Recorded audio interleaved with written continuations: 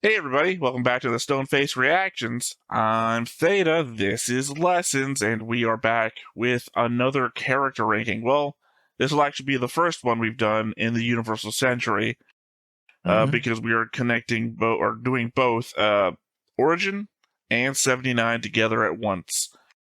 We will also be doing top 5 episodes, only from 79, of course.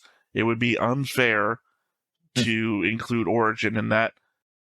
I mean, even if we were doing Rise of the Red Comet, the 24-minute episode version of that, I still think it would be unfair. But I think so. Yep. We're going to go ahead and start with the character rankings, though. And, of course, we open that up to you, the audience, as well. So this is a mixture of us and your rankings put together.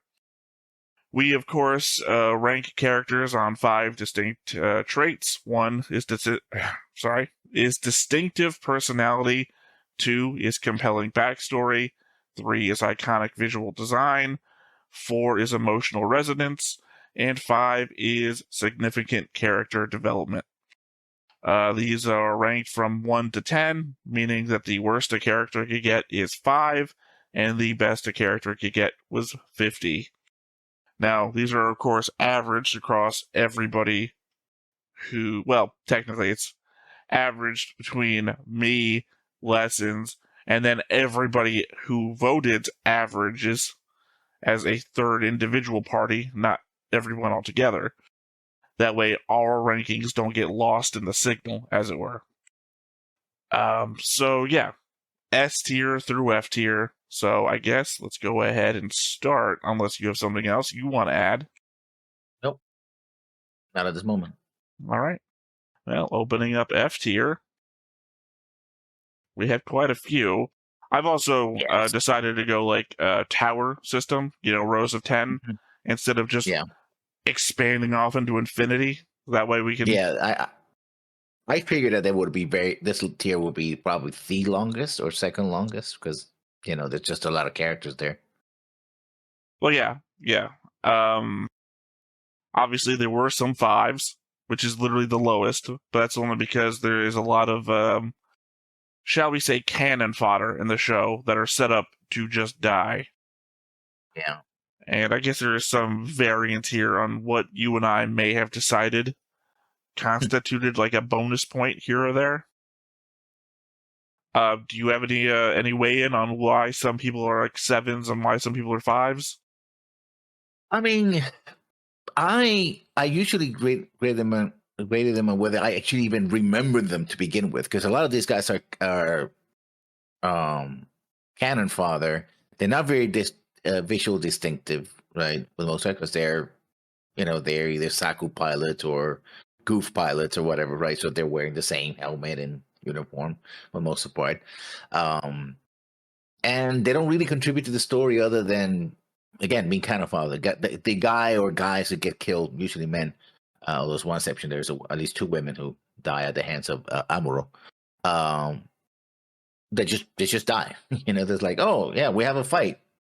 Amuro's going to destroy X amount of Sakus, right? Of Xeon mobile suits. Well, these are the names of the guys that he killed.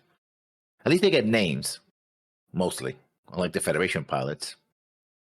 But I'll say that some of my point variance I know comes from outfits, uniforms, appearance.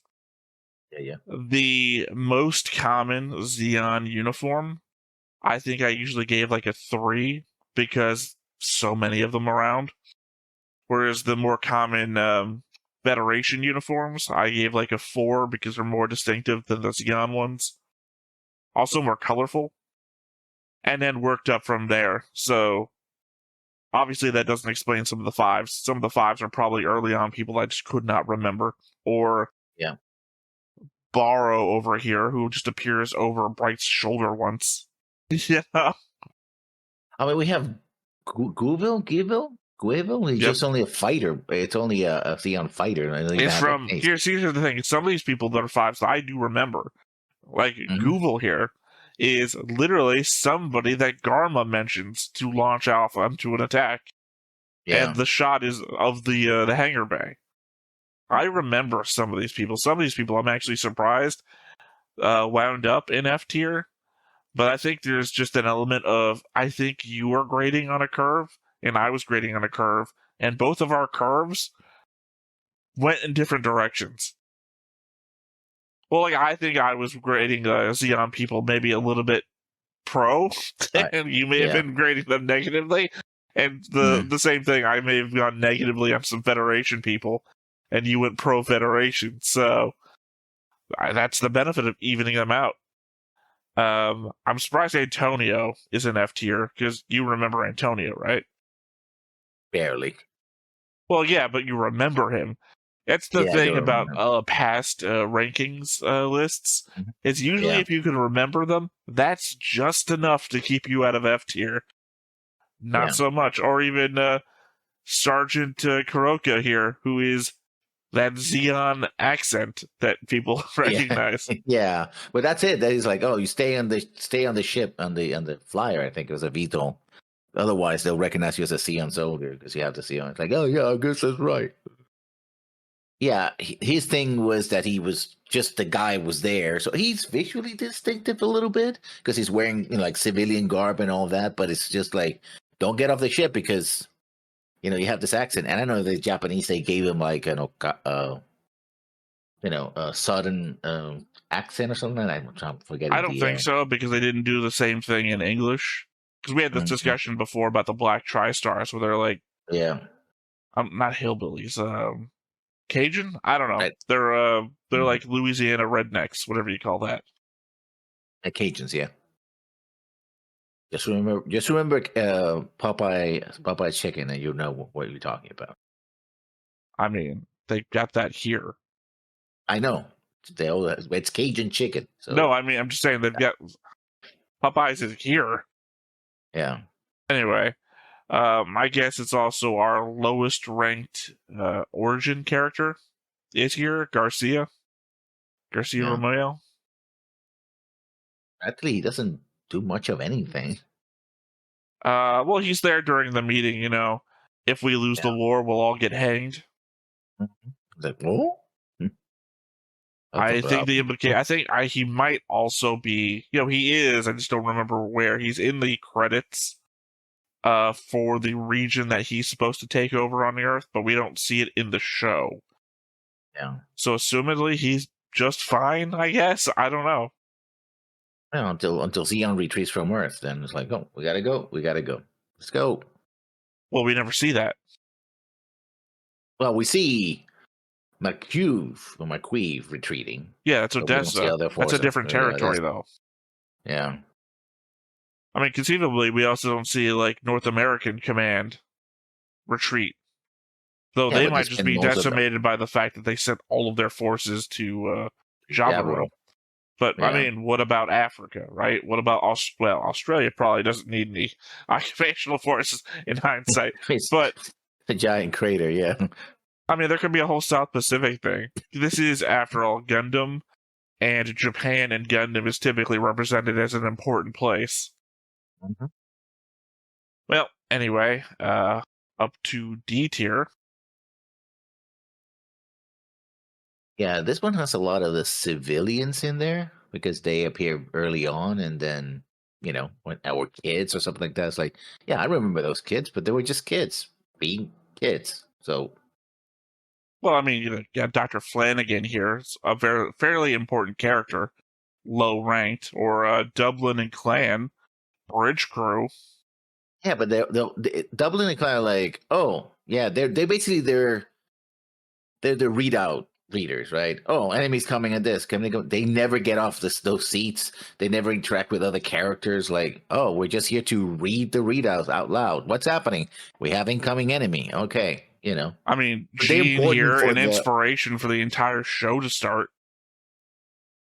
Yeah, he was a glory hound. Yeah, well, I was saying the show might not even have happened without Gene. If he didn't kill Raw's family, or I guess cause the self-defense forces to kill what's his name, he'll be on here eventually. I'm surprised he Yeah. isn't in this tier. The lowest ranked He- Zabi as well, by the way. Also Denim, the other one with Sheen. Yeah. Ah, here's come. Omar, worst bomb expert we've ever seen. Lieutenant Mulligan, poor Yeah. man's Dren. Urgang, also a poor man's Dren. Oh, there he is. William Kemp, also on this tier. Yeah. Sadly, Big John is here. He should not have been here, but I think he's a product of you. You're lowering the score on Xeon officers, probably. I should have ranked him a little better because he was more important in that story, and he did a bit have a background that he too had a family he worried about. Like, yeah, I want to watch over this woman and the child because I too have family. So, well, let me go look down here real quick. The kid is only ranked 5 beneath him. Coley is him, right? I think Coley was the kid. Yeah. The mother was name starts with a P. Yeah, I don't see her. Here. Yeah, you ranked her higher than Big John, the woman he saved? The woman whose only thing was she was a woman in distress? To me, she, as a victim of war, had a higher resonance, emotional resonance than Big John. Oh, there's Slender. Also in the same tier as Denim and Jean. Lecoq, of course. We can't let Cock go by without noticing him. Always got to notice Lecoq. Bergman, guy who couldn't keep his mouth shut and got killed by Caecilia. Yeah. And Simus, the other woman that you mentioned getting killed. Yeah. Apparently he was either infatuated with her or in love with her, but... Well, I don't know, because he went with the whole, can I wipe this off, to the, the lipstick on his cheek. Also, I think all of Kai's gang is here, because we have Cal, Howard, Max. Maximilian, yeah. I think we're missing one other person. Because I don't know. I don't think there's another guy here that's... Yeah, but I understood that Bergen is like... It wasn't rejecting the kiss. It was like, oh, I want to keep this kiss, but I need to wipe it out. It was like, can I... Asking permission, right? So I never thought that he was like brushing her off. It's exactly the opposite. That's how I understood that scene. It was so like, oh, okay, I'll never watch my face again. Also, the oddity, Michelle Aznavour is here, but where is her husband, Roger? I think he's a tier higher. Why? I guess because she's a 20, and if there's a 1 to 2 point variance between them, if he's not beneath her, then he's above her. Also, Gop didn't get very high. Gop didn't get very high. Well, no, I meant a tier above or below her. If it was a 1 to 2 point variance and she was, say, a 19, he could still be in the same tier, just above her. Yeah. But Gop, for as important as he's supposed to be, right down here, D tier. I mean, he basically makes that snide comment about the war continuing, and then we don't see him until the briefing. It was like, oh, so sorry, Ensign Fra, your dad had said, he'd been alive, it would have been helpful, but And wow, you got so much of that wrong. He was the one who was debriefing. For one, that was Ensign Mirai, not Fra. Fra's dad was never to be seen because she's being raised by her grandparents. So, Fra, sorry, I think her mom's name is Fa, which is weird. Yeah, it's here, 19. She's right here. Yeah, but the guy doesn't show up on this list at all because despite the fact I think he says one thing in Gundam 79, or maybe he says it in Origin, I can't remember. No voice actor credit. I think the grandfather, doesn't get any lines, really. Oh, I think he has one. When she's running out of the house to go to Amuro's after the war declaration. All right, off into C tier then. See, we're Pello 20, Smith 21. Yeah. John didn't earn any points. Yeah. There's World's Greatest Detective, Lino Fernandez. Yeah, who got killed in the staircase. Actually, no, he got killed in the combat, betrayed by Char. In a tank. Yeah. In the same points tier as World's Greatest Spy. I'll run. These two should not be here. 30s, they're 30s. Huh. Oh, I guess I'm capable of fucking things up too. yeah, well, it Oh, well, happens. just keep that in mind that they are. Oh, what the hell's going on here?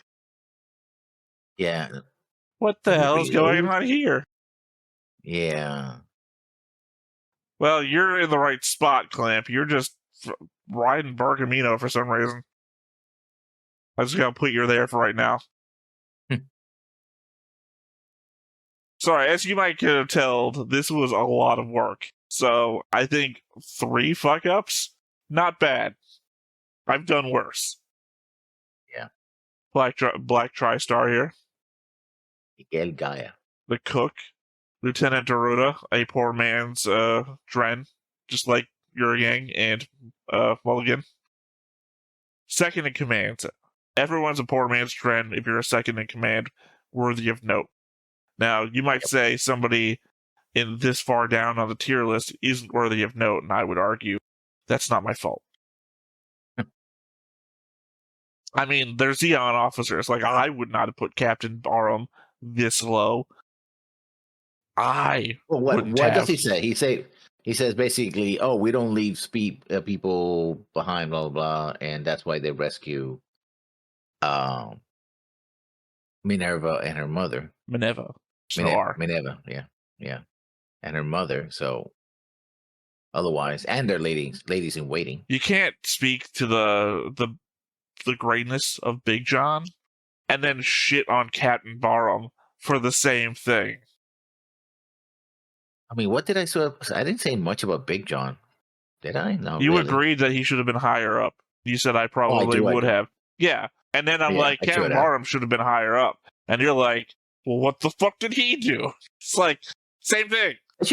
They should be in the same tier, basically. I disagree. He also looks better. Especially when you put him right next to Conscon. Yeah. He just has the appearance of this guy should be important. Like, in my perfect world, I guess you would switch out McQueeve and Barham's appearance for one another. Also, maybe hair color, because I don't think blue makes me think serious character. Gotta have blue hair. It's anime. Let's see what we got. The mayor of Luna? No, not the mayor of Luna. The mayor of there's only 2 options. I want to say the mayor of Von Braun, but I'm thinking it's Granada. Former mayor of Marina. Yeah. Because well, the thing is, the scene takes it has to be Granada because the scene takes place in Granada. At the meeting, it's the Granada Hotel. Yeah. And they're talking about fighting Von Braun, and that's when Bergman gets shot because she's like, I didn't see anything about a war. I just wanted to station an equal amount of troops here as the Federation has. TNM, who got much more of an emotional send-off than I thought was worthwhile. Surprised to see that Kamali's mother got this high up. That must have been a you thing. Yeah, I felt that because that episode is one of my top 5. Well, don't spoil. I didn't Literally, it's a part of the recording we have to do today. Hold it in, my friend. And I heard story, although short, was really impactful, especially when you see Almero going like, "Oh shit, my school, my childhood friend is dead." I mean, it's enough to get them on the page without the fact that we don't even know their name. They're the only blank spot, or not a blank. They're only colored block I have on the character tier, not character tier, the concept board thing. For a character we haven't seen before. Of course, Aga. I have to think he is a new type. Or was. Well, I mean, he is in the Watcher from Marvel aspect of I can see all timelines and all universes. Yeah. Turns out Roger Asnable was 5 above his wife, which is so fucking weird. They're basically the same. He gets 1 more scene than she does. And it's I don't think we're ever seeing our son again. That's it. And he's the one actually who introduces them, oh, welcome to my home, da da da. He's the one. She's right there with him, though. Yeah, but she doesn't 5 say much. 5 extra points for talking, I guess. Yeah. Woody Maldine, Matilda's wife, Shalia Bull, does not appear in this movie. Matilda's wife. Hey, you don't know how that relationship works. I guess not. Yeah. I may have slipped the tongue, but who knows? Could be right. The actual Char Aznavour, who apparently was more fascist than the fake Char Aznavour. Yeah. Haru, annoying voice in English. Ortega, the other Black TriStar. Did I miss another Black TriStar? There's Gaia. Is Mash on here somewhere? Yeah, there's Mash. Mash is a point down. I don't know why Ortega is the highest ranking of them. I would have said Gaia as the leader and, I don't know, the least redneck looking of the group. Now, I'll be honest, I probably, if I was ranking people just on my own, Mash was probably going to be the highest one because I give points for, like, missing an eye. How many characters do I have drawn in the art that is just eye patch, dude? Slugger Law got up here somehow. Joaquin also got more of a send-off than necessary. Come on. I have to think Lieutenant Reed got up here only because of you, because you're biased towards the Federation people. The dude was a fucking asshole the entire time. I mean, emotional impact doesn't necessarily mean positive. Oh, you're making the Griffin arguments. Yeah, that's the kind of thing Griffin would say, is that I felt strongly about them. Doesn't have to rate in a good way.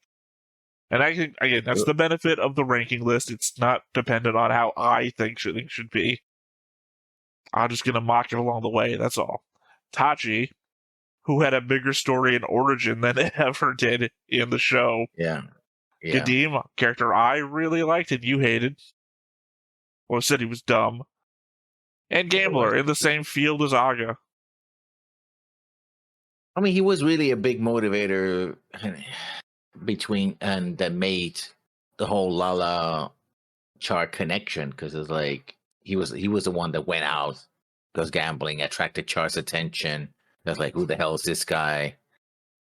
And who's this girl with this guy? And then he corners it. It was like, oh no, I'm escaping from these guys, and there's the attack of the boats, and all of that is because Gambler was like, I'm gonna drag this woman who has clearly special powers in public while I'm being hunted by this cabal who wants her back. Well, he's being hunted by the casino, the very casino that he's gambling at. So you're telling me though that the reason Gambler is important is because he gambled. Well, yes. Literally Char would not have met Lala had Gambler not gone to the casino to gamble. So you're telling me that Gambler is important because he gambles. Who would have guessed? And lost. I don't think it's important that he lost. Oh, it is if it's a gambler. Yeah. No, hold on. It would be a different story. Well, no, it's not. It's only important that he lost because Lala would not have been sitting on the dock if he hadn't lost.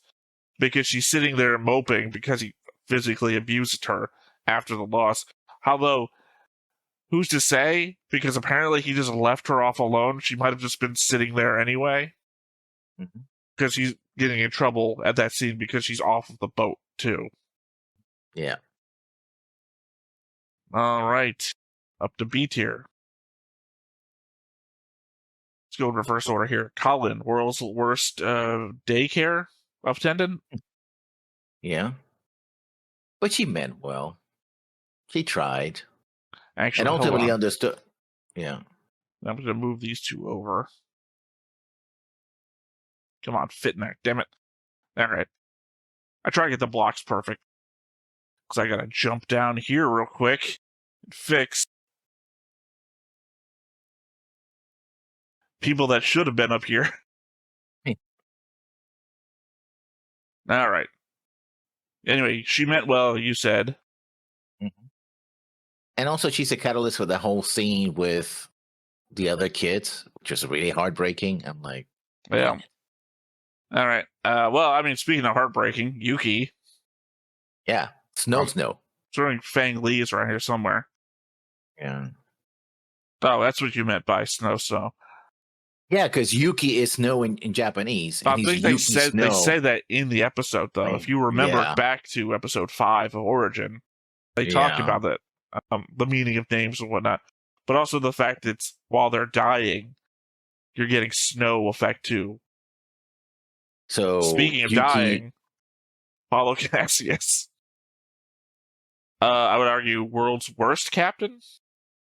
Not really. He's a reservist, so he's not an even, frontline captain. He's a reservist during a war, so, not important enough to bring him out as an actual acting captain, but also dies in the first outing. Not great. True, but he dies. Well, actually, no, he dies. Well, he dies in his first command. Well, he was the captain. Yeah, I didn't say he died in his first day, though. Arguably, one could argue how long it took them to get from Side 7 to Luna 2, which is right next door, by the way, and dies. So, not great. If the dude was capable of, damn it, it's right where my brain stops remembering words. If the dude was able to give tasks to other people, lesser tasks to other people, he'd still be alive, commanding White Base. I would like to see that alternative universe, where Bright is just the second in command, and Captain Cassius leads the White Base. Like, does he deal with, insubordination or desertion the same way that Bright does? Because Bright's dealing with it with inexperience. Now, never mind, because this guy is a reservist. This guy is like the National Guard in Rambo First Blood, who are not the actual army and don't treat things the way they should be treated. Well, what if that's the splitting event of the new Gundam cubes? No, I think I already indicated to you what I guess worth saying here again. The idea I think that I've heard, which again could just be rumor, is the idea that I think Char captures the Gundam in episode 2, episode 3, where they go to Luna 2. Mm-hmm. I think that's where it is. It's somewhere real early in. I think that's the difference. In which case, I think Cassius still fucking dies because not very good at his job. Yeah. Cameron Bloom, simp, I guess. I guess nothing to add there. Okay. Ice Lena. I know. Important. Sad story.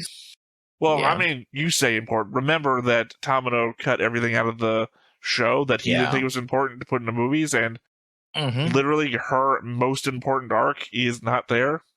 But then again, Tamino apparently didn't think McQueeve was important. So, literally all of McQueeve's most defining things got cut. Yeah. Let's Coffin, which actually sounds like he's like a death flag now that I think about it. Or a guitarist for a death metal band. Oh, I was actually going for my second one. My second poll was Pokemon Evolution. Coffin! Coffin. Hayato Kobayashi, he's got a judo match tomorrow. It's been a running joke for me in a number of shows now. Not for... I also watch Magic Knight Rayearth, and Umi is a character in that show who gets taken isekai'd off into another world. She's got a fencing match tomorrow for the first arc. I gotta get back. Yeah. I've got a fencing match tomorrow. So Hayato is constant. I gotta practice judo. It's a shame that there was this whole invasion of White Base by Ramba and gang, and he never got to judo one person. Lost opportunity. On account that they were using rifles and grenades, so yeah, he could have hidden around a corner or something. Literally, all it would have taken literally is one guy to be creeping around a corner, and the gun comes around the corner first, and Hayato chops the gun away or something.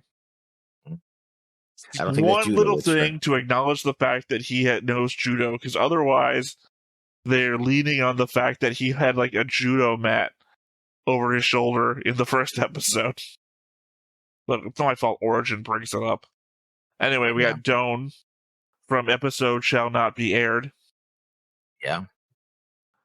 Circling back around up here. Graham, more important in the Origin, I guess, than he was in the actual show, because the show couldn't decide if he was actually dead or not. Minovsky, better backstory in the manga, in my opinion. Yeah, but the fact that the Minovsky particles are named after him, and that's a big deal. So, Yeah, although I'm just saying in the world, it's debatable. Yeah. In that Yeah. they have really put up, I want to say it's Anaheim that he goes to. Yeah. Where they like ruin his fucking name. And the idea that Minovsky physics aren't even a thing. Yeah. Rose Lucia, jilted wife who couldn't have kids. Yep. Who got cheated on. Or a facial for that matter. Hey, we're not lookers. I don't know what you think about yourself, but from my opinion, you're no looker, and in my opinion, I'm no looker, so. Yeah, I know. Kamara Ray, who's really good at dodging shots. Could have been killed. Telling his son and telling her son that she doesn't love him. Well, implying it in a way that I don't think was implied to us, the audience, but really implied to Amuro. To be fair, Tem never says anything that makes Amuro say, "You don't love me." Yeah. I think it's just known. Next up is Cats. Cats Howen. One of 3 kids. It's funny that I took the pictures. Did I set the same picture for the other kid? Hold on, where are you? Nope, I used the 79 Let's Origin Cats. Looks older. Well, it's the thing is that I took all the pictures I took of the 3 kids. I always only used the 2 origin pictures of Cats and Let's, and I only ever used 79 for Kika for some reason. Anyway, Matilda, ram it into the ground, Asian. Still important, though. It was Amuro's first crush, and then she got crushed, which was unfortunate. Well, she got kneed in the face. No. Actually, 2-fisted Kirk strike to the cockpit, and that sends it down the ground. And that's exactly how Woody also dies. This wasn't a Saku, was one of the underwater ones, and went like, boom, and plane goes down. It's like, well, I told you to stand back. It's like, I got rockets. I can fight these people. It's like, you moron. All right. Dren, other versions are available. Mm-hmm. Ryu, second time's the charm, Jose. Oh.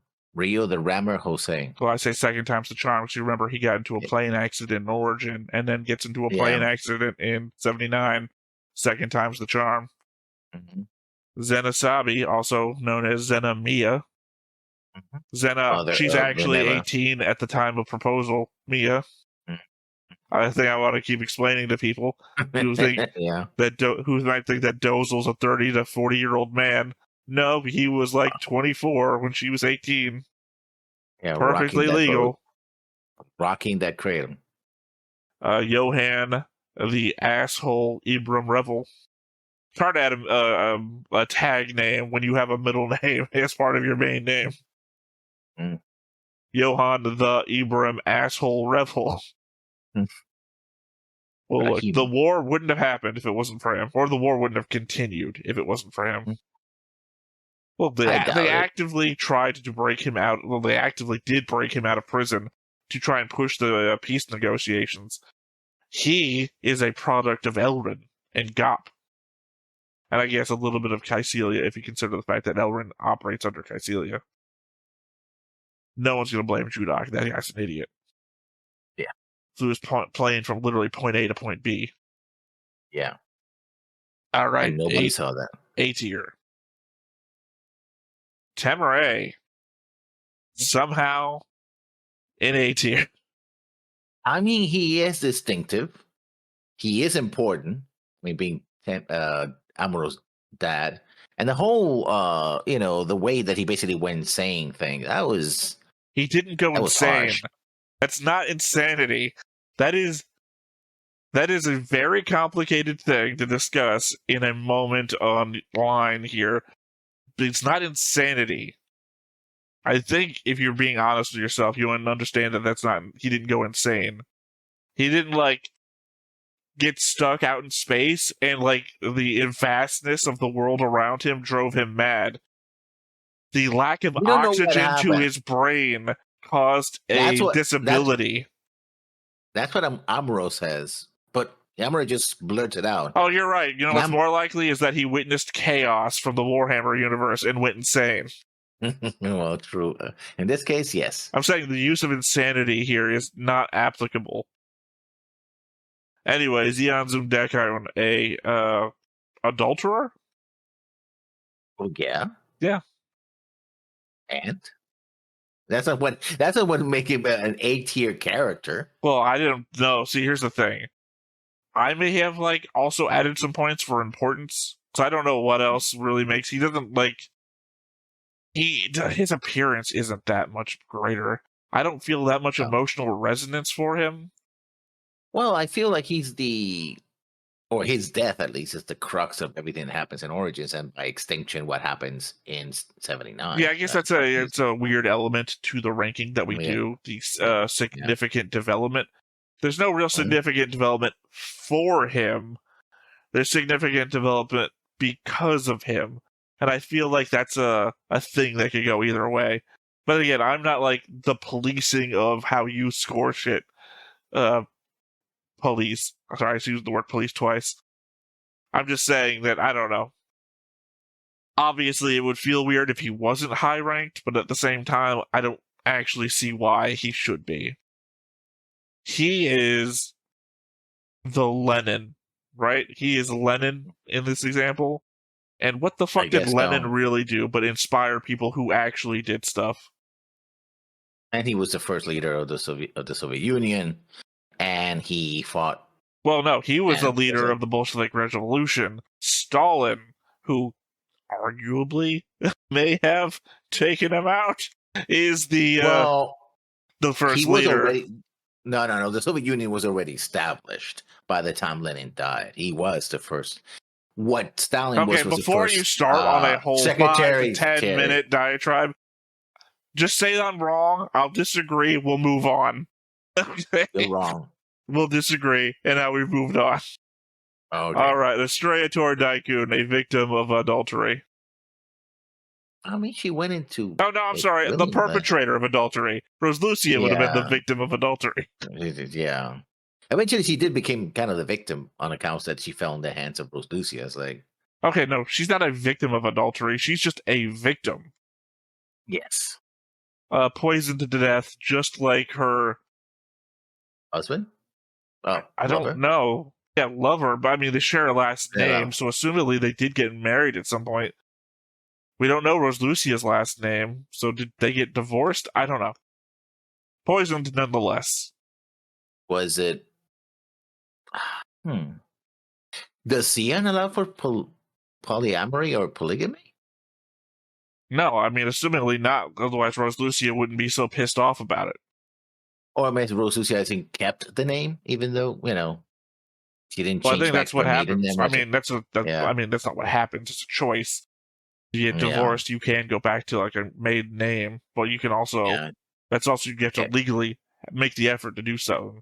The fact that Rose Lucia really loved Zeon, seemingly she would be proud to have his last name, even if... Alright, Degman Sato Zabi, father of the Zabi family. Or grandfather of the Zabi family. Well, no, because he's got a grandkid. So now he's a grandfather. Yeah, but that doesn't make it. If he were grandfather to the I see what you're saying. I see what you're saying. Yeah. I see what you're saying. Yeah, grandpa of the zombie film. Well, no, my point was that he's more than a father. He's the grandpa now. Or he would be. Oh, no, he was when he was alive. He was, yeah. Because she's, Minerva is about a less Minerva than a year was born old, in Origin. So yeah, he was been the grandpa of the zombie family for a long time. Yeah. I shame we never got a scene like that. No, you'd think Degman ever met Minerva? Sure he did. I don't know. Dude doesn't travel a lot. It was shocking when he stood up. I think Garn was dead, stood up. I only stand up for important shit. I'm sure he saw him. I mean, there must have been... I mean, it would have been a big deal that the Zabi family continues, right? So, and he's Minerva is the only child out of 4 adult age children that could have children, right? Either one by themselves and the other 3. Sasro, Dozel, Girin, Caecilia, Garma. 5. Yeah, but Sasro dies. Technically 6, Zena, but I don't think you have to count that because she's married to Dozel. Although, I don't know, going back to the whole naming thing, if Dozel and Zena get divorced, Zena has another kid without getting married first, technically has the opportunity to pass on the Zabi name to somebody no longer in the family. Yeah, but in this case, I wouldn't count her. I'm counting Dozel as the only person who got married and had a child. No, I'm counting her from the aspect of what I just said. If Dozel and her ever got divorced, she could possibly, if she gets another kid out of wedlock, pass on the Zabi name because she currently has the Zabi name. She's not Zabi by blood, but the name continues. I don't think that. I know. No, that's not how it works. I think it would work. Whoever the father is, if the father recognizes the child, then the child, whoever happens to be, would have the father's name. Not well, just two observations here. One, are you considering that from a Western perspective or a Eastern perspective? 2, are the Zabis Eastern or Western people? Is that how things work in space? I mean, they modeled themselves against certain period of German history, so I think they're going for. I don't think that means anything because they're also written by Japanese authors. I don't know. It seems to me that if the Japanese author chose to model them after certain Germans of a certain period, I think he was trying to emulate those rules. Right, but it also assumes accuracy. Again, you fill in the blanks with stuff that you know, because that is your default. But my point is that that's not my point. Okay. My point was that I was creating a situation that a Zabi could be born outside of the Zabi family. You're saying if the father, okay, well then change the idea that she has a child and the father dies in the war, and then she passes on her name. Because again, the mental idea was one where she has a kid. The idea is how what would people think of it, and I think people might just go, "Oh, yeah, that's a Sabi name," but we know that child wasn't born of one of the Sabis, so. I think you're wrong. Yeah. I think you're wrong, and I also don't think it matters. So, in which being wrong doesn't matter either. I think you're wrong only because people are, I don't know if they would say worship, but they are fervent to the Zabi name. So even if this person isn't, I mean, it's not like, oh, I'm an unrelated, like, the Zabi name, there's like 500 people with the Zabi name, and we're only looking at the, like, 5, 6, 7 people with the Zabi name here, right? Like, how many people have your last name in the world, right? It can be people off in Spain or people in South America with your last name, right? And doesn't matter to your specific name. So I'm not saying, like, somebody shows up who's calling themselves Zabi, and they're like, I'm from Earth, but there's also a family of Zabis on Earth. I'm saying this is somebody with a very loose tie to the Zabi name of the Zabis they know. And I think people would be like, there's no Zabis left. But this one's a really loose tie. Maybe we can use it. Kind of like a Gundam Wing. Oh, that little girl, she's kind of tried the trays. We can use this. Anyway, we spent a long time talking about Degwin and not talking about Degwin at the same time. Mirai, unfortunate relationship Yashima. Yeah. Hopefully she bounces back. Hopefully not. She's ruined herself for me. I know she's high up on the list, but... Wow. She ruined herself for you. Wow. Well, that sounds weird if I was, like, in a romance with her, like if I was some sort of weird stalker, but what I mean is that I was, like, it was invested in a certain relationship for her to have on screen, and then she's, like, fell for the jackass who goes around punching and slapping people. Although, to be fair, I was hoping that she was going to fall for the guy who goes around punching and slapping people in hindsight. Realizing now that Bright goes around slapping and punching people, and then, no, don't fall for the guy that goes around slapping and punching people. Alright, anyway, Gurren not at all like Hitler Zabi. Who's just a jackass. Yeah, well, what's that video I linked to you earlier? Gurren Zabi, wildly unlikable guy. Yeah, a very punchable face, but he got shot anyway. I don't know. I don't think it's punchable. That was like, I don't know if anybody from Death Note had grown up. You know, people that are like, all they do is think all day and stare straight ahead. There's a lot of punchable faces in Death Note too. Just that they end up in the notebook instead.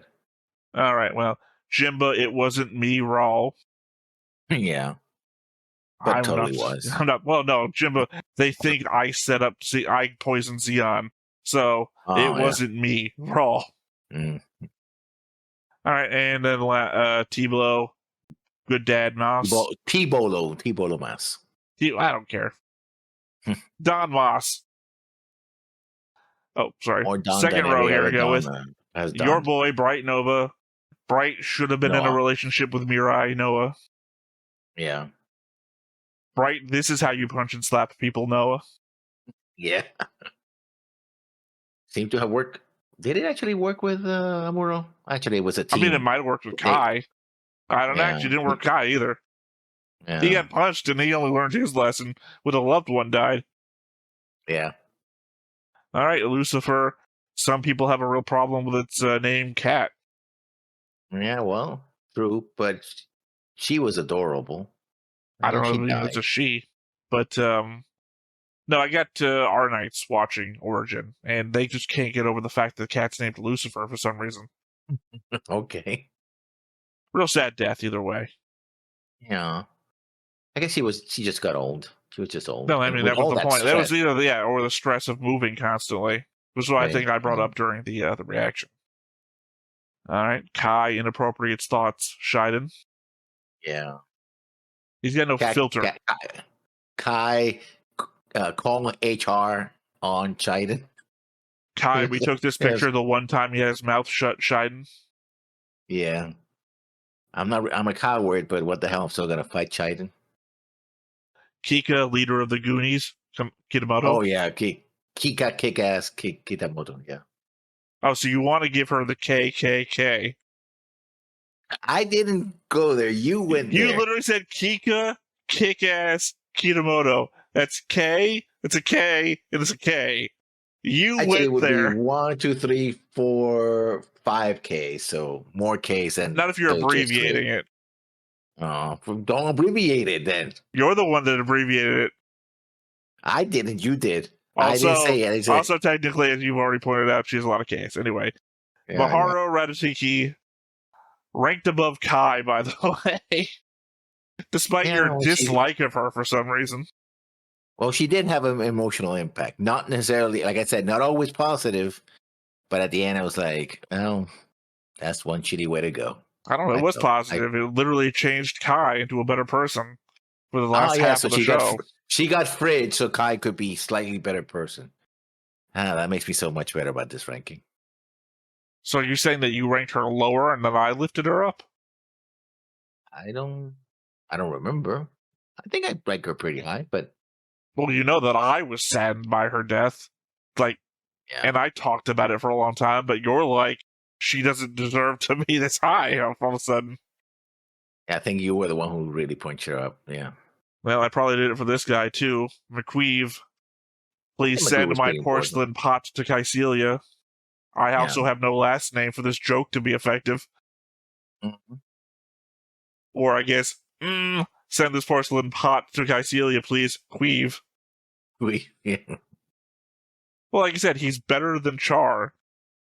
I gotta say, yeah. And yet Tamino didn't think he was important. Nope.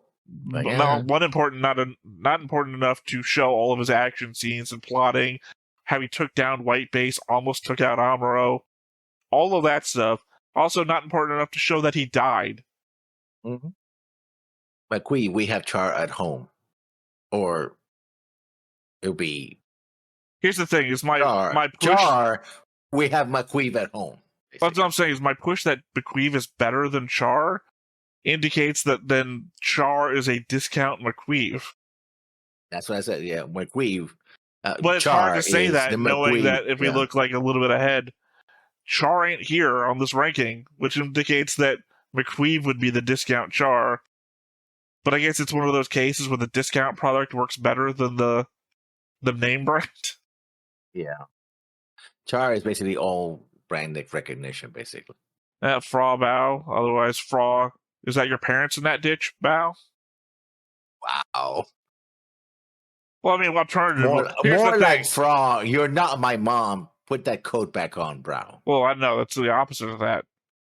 Where's Fra? I want to go home because remember that she kind of is their mom in that respect. So you're removing the one real touching moment there.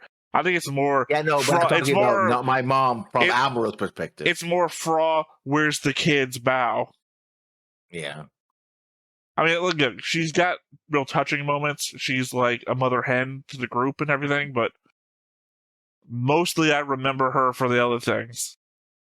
Slap in the face after her parents just died. That's more of an Amuro thing, I guess. Yeah. All right. Lala acid trip soon. Yeah, no. Lala, Tamino really like 2001 soon. Yeah. Lala, Force Ghosts exist in this series, right? Soon. Yeah. Yeah. All right, so Lala, Force Ghosts exists here soon. All right, Kycelia, I had you draw me naked once, Zabi.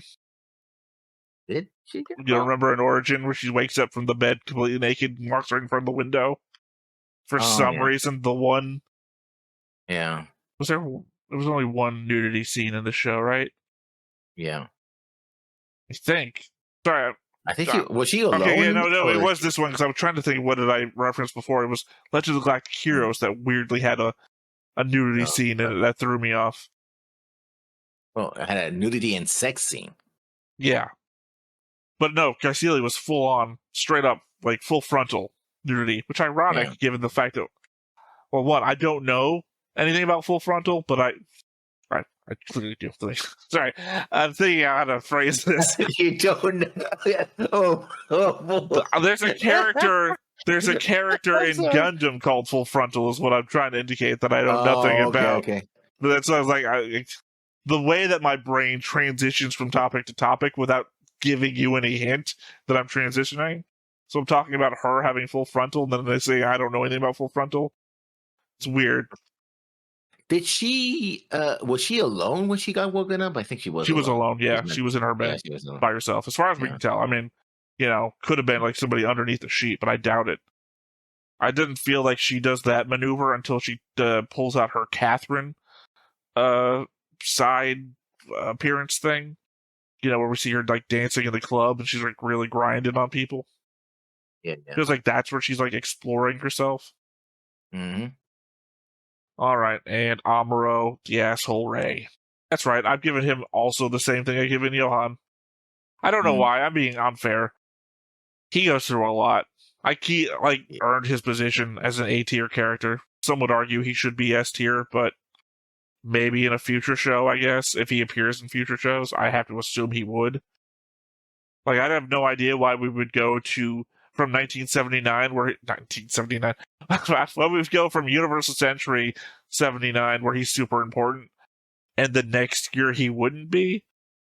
So I have to assume that in the shows that take place just after the 1 Year War, he'd still be a major character, especially if we're focusing on new types.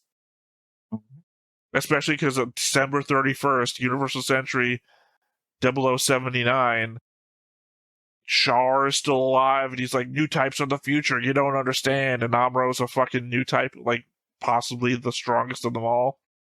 I don't know how you enter 0080 or any of the other shows that take place after the 1 Year War and not focus on the new type thing and the strongest new type ever. Well, they don't spoil anything. Without spoiling anything, they will introduce new characters along the way. Right, I was going to say, there's the possibility you just introduce new and stronger characters, but I don't know, because he's literally the face of the franchise. Well, he's one of 3 faces of the franchise. 4. Sorry, I was including the Gundam itself as a face of the franchise, and Haru as, mascot of the franchise. Then I realized I have to include Florida. Char. Yeah. So you said something about Florida? Four. Yeah, Char. that's what I said. The Gundam. I was clarifying that Char was like the last face that I thought to include all of a sudden. Yeah. All right. Who do you guess is an S tier? Oh, Char for sure. Try and guess 3 off the top of your head. Because I know you're not going to put it all together based on the 180 something characters. 159 characters? Yeah. Whatever it is. Just off the top of your head, though. You put Char. Give me 2 more. Amoro's not here. Lala's not here. Oh, we counted. Oh, hey, Garen. Not Garen. What's his name? Oh, the youngest, Sabi. Minerva is technically the youngest Sabi. Yeah, but the first one to die. Sastro. Second to die. The technicalities are so much fun. Sastro is the first one to die, killed by Caecilia. Yes. Well, technically, Degwin's wife is the first one to die. We never see her. She's not even an origin. Must have existed, though, unless they're all adopted. Which I think Griff made the argument for. Based on eye color and hair color. Probably. But my counter-argument to that was Degwin has no hair that we can judge. Yeah, either way. Way different in Origin. Yeah. He had like a goatee and was like really young, and then he shows up in the show bald and old. Yeah, he went to what was the planet in Star Wars? The desert planet. Well, there's several of them, but he had an Obi-Wan Kenobi moment. Oh, Tatooine.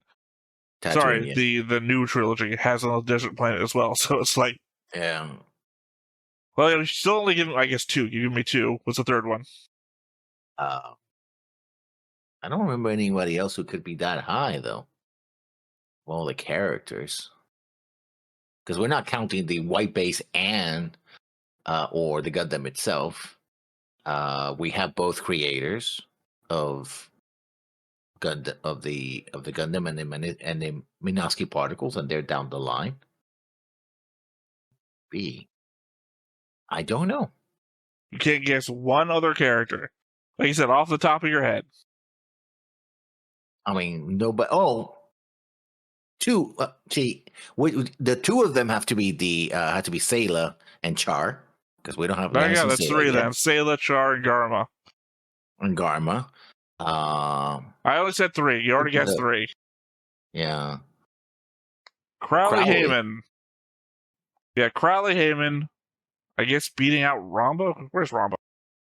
Ramba was up here. Sorry, ruining my own ranking thing here by I don't remember Ramba being out there. So anyway, Ramba, woman of one face or a million.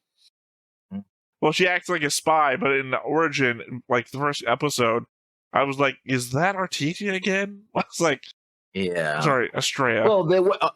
Estrella, well, they were best friends. And the whole thing about the bar was that's the bar that Zeon Daikon walks into, sees Estrella, and falls in love with her. Which ironically, though, again, my original point was she has the same face.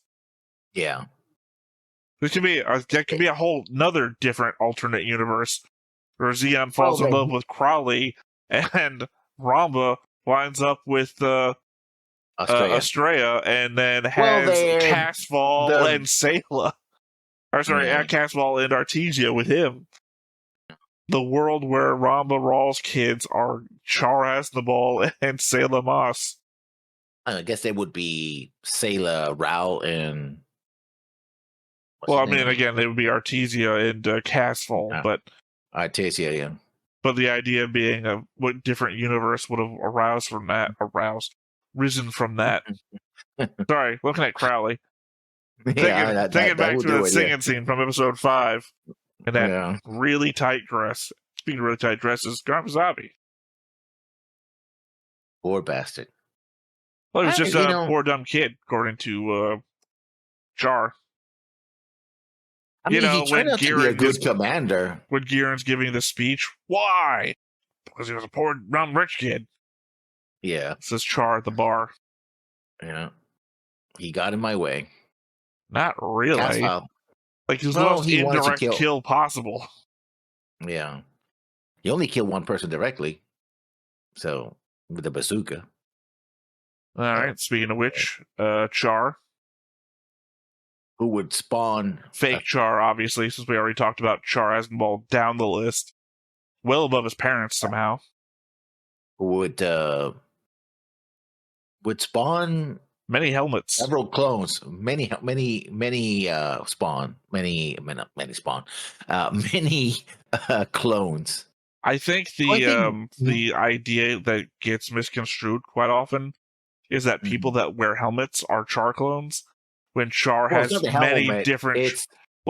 Char has many different traits about him that makes him important, and it's least of which is the hiding of the face element.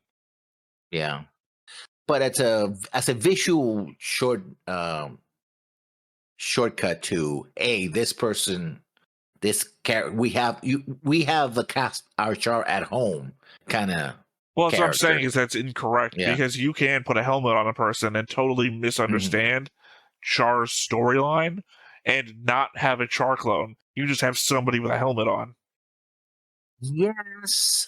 You don't understand the motivations, the characters' trials and tribulations, the strife that they go through, the motivations that they're doing things for. If you can't mimic those things, it's not a Char clone. It's a guy wearing a helmet, or a woman wearing a helmet when it comes to Witch of Mercury. Yeah. The thing is, I don't know. This is going to be a spoiler, so I'm gonna shut my mouth. Yeah, don't spoil. I am just indicating that. Okay, you can have, don't say anything. If you were thinking it's a spoiler, Don't say it. I am spoiler walled. My point is that you can have a visual Char clone, or you can have a narrative Char clone. And in my opinion, a narrative Char clone is a Char clone. A visual Char clone is a picture. I can see that. Anyway, Dozel Zabi, the best of the zombies. The best of the zombies as a person. Obviously, I think visually Giran is the best of the zombies, but the dude's fucking Hitler, so I'm not gonna say he's the best zombie. It's just, okay, can we all agree? Can we all agree that there was a certain uniform made during a certain World War that was better than other uniforms, despite the people wearing them? The people wearing them were pieces of shit, but it was a fashion designer that made the uniforms, so they were pretty damn good-looking uniforms. You heard it here first. That's the position. Fashionable fascists are fashionable. Don't be a fashion Nazi. My point is that I had myself drawn out of fashion, not because the dude was like fucking Hitler.